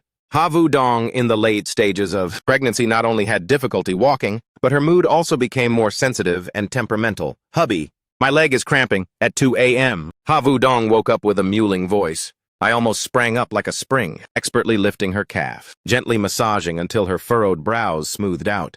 Hubby, have I become very ugly? My belly is full of stretch marks, my legs are swollen like radishes. Havu Dong looked at herself in the mirror, looking pitiful. I wrapped my arms around her from behind, placing a kiss on her high protruding belly, saying, no way, these are the most beautiful marks in the world. In my heart, You will forever be the little girl in that alley all those years ago, the one who made my heart flutter. The days drifted by in little moments of care. Finally, on a stormy night with thunder and lightning, Avu Dong, who was sleeping soundly, suddenly grabbed Kobak's arm, her nails digging into his skin. Hubby, my stomach hurts so much. Kobak snapped to alertness immediately. The future couple, smartwatch on his wrist, also simultaneously blared a red emergency warning. Detected maternal uterine contraction frequency spiking. Amniotic sac ruptured, labor confirmed. Don't be afraid, I'm here. Kobak displayed a surprising level of calmness. He reassured Havu Dong while quickly calling the private hospital emergency number prepared beforehand. The Maybach 680 shot out into the rainy night, speeding then stopping, steadily in front of the city's best maternity hospital. The sound of footsteps pacing outside the delivery room hallway sounded heavy. Ko Tren Kwok kept rubbing his hands. Trung Tuk Lan was muttering prayers to herself. Kobak leaned against the wall looking calm, but his trembling hands betrayed him. Even with the system and a fortune of trillions in his hand, before the birth of a new life, he was still just a regular worried husband. System, she's going to be okay, right? Kobak thought to himself. At this moment, the system sound that had been silent for so long suddenly rang, out detected extreme will to protect from the host, activating ultimate protection mechanism, consuming all remaining accumulated points of the host. Mother and child safety halo activated immediately. Hearing the system notification, the nerves that had been strung tight like a guitar string finally relaxed a little. I don't know how much time had passed. Perhaps a whole century, perhaps just a few hours. A cry for life rang out, filling the quiet space outside the hallway. Immediately following was a second cry, slightly more rushed. The surgery room door opened. A midwife with a radiant face ran out. Congratulations, Mr. Ko. Congratulations, everyone. It's a boy-girl pair. Mother and children are safe. The whole family immediately burst out. Trung Tuk Lan was so moved she nearly fainted. Old company. We have a grandson and a granddaughter. And they're twins, one boy, one girl. Our ancestors are looking down on us. Kobak rushed to the side of the hospital bed just being wheeled out, looking at the pale face, sweat-drenched yet still wearing a weak smile. Havu Dong. Kobak's heart tightened, tears pouring out endlessly. Wife, you've worked hard. Thank you. Truly thank you so much. Havu Dong weakly reached out to touch Kobak's face. Hubby, I'm not in pain. We have children now. The hospital room was filled with happy laughter. Two little angels, white and clean, lay in their cribs. The older brother is named Ko Than, meaning filled with hope like the morning sun. The little sister is named Ko Hai, meaning gentle and good like the morning glow. Kobak held Havu Dong, gazing at this warm scene, feeling absolutely fulfilled. Just then, the voice that had accompanied him for so long rang out again. But this time, it carried a warmth like never before. Host, you have achieved the goal of a life winner. Final achievement. A happy family. A peak career? And children with both a boy and a girl. The system's mission is complete. This system will transform into luck to protect the clan, permanently merging into the host and your bloodline, blessing the Ko family with eternal peace. Free from sickness and disaster. Kobak, goodbye. I wish you a long and happy life in this mortal world. The movement of Kobak's hands paused for a moment. He felt no regret, only gratitude. Goodbye. Havu Dong turned her head slightly puzzled, looking at him. Hubby, who are you talking to? It's nothing. I was just chatting with Destiny. Thank you, Fate, for letting me have you. And for these two little angels, if I say, the system gave me the capital to change my destiny, then the love of Havu Dong and my family is truly the real treasure I possess.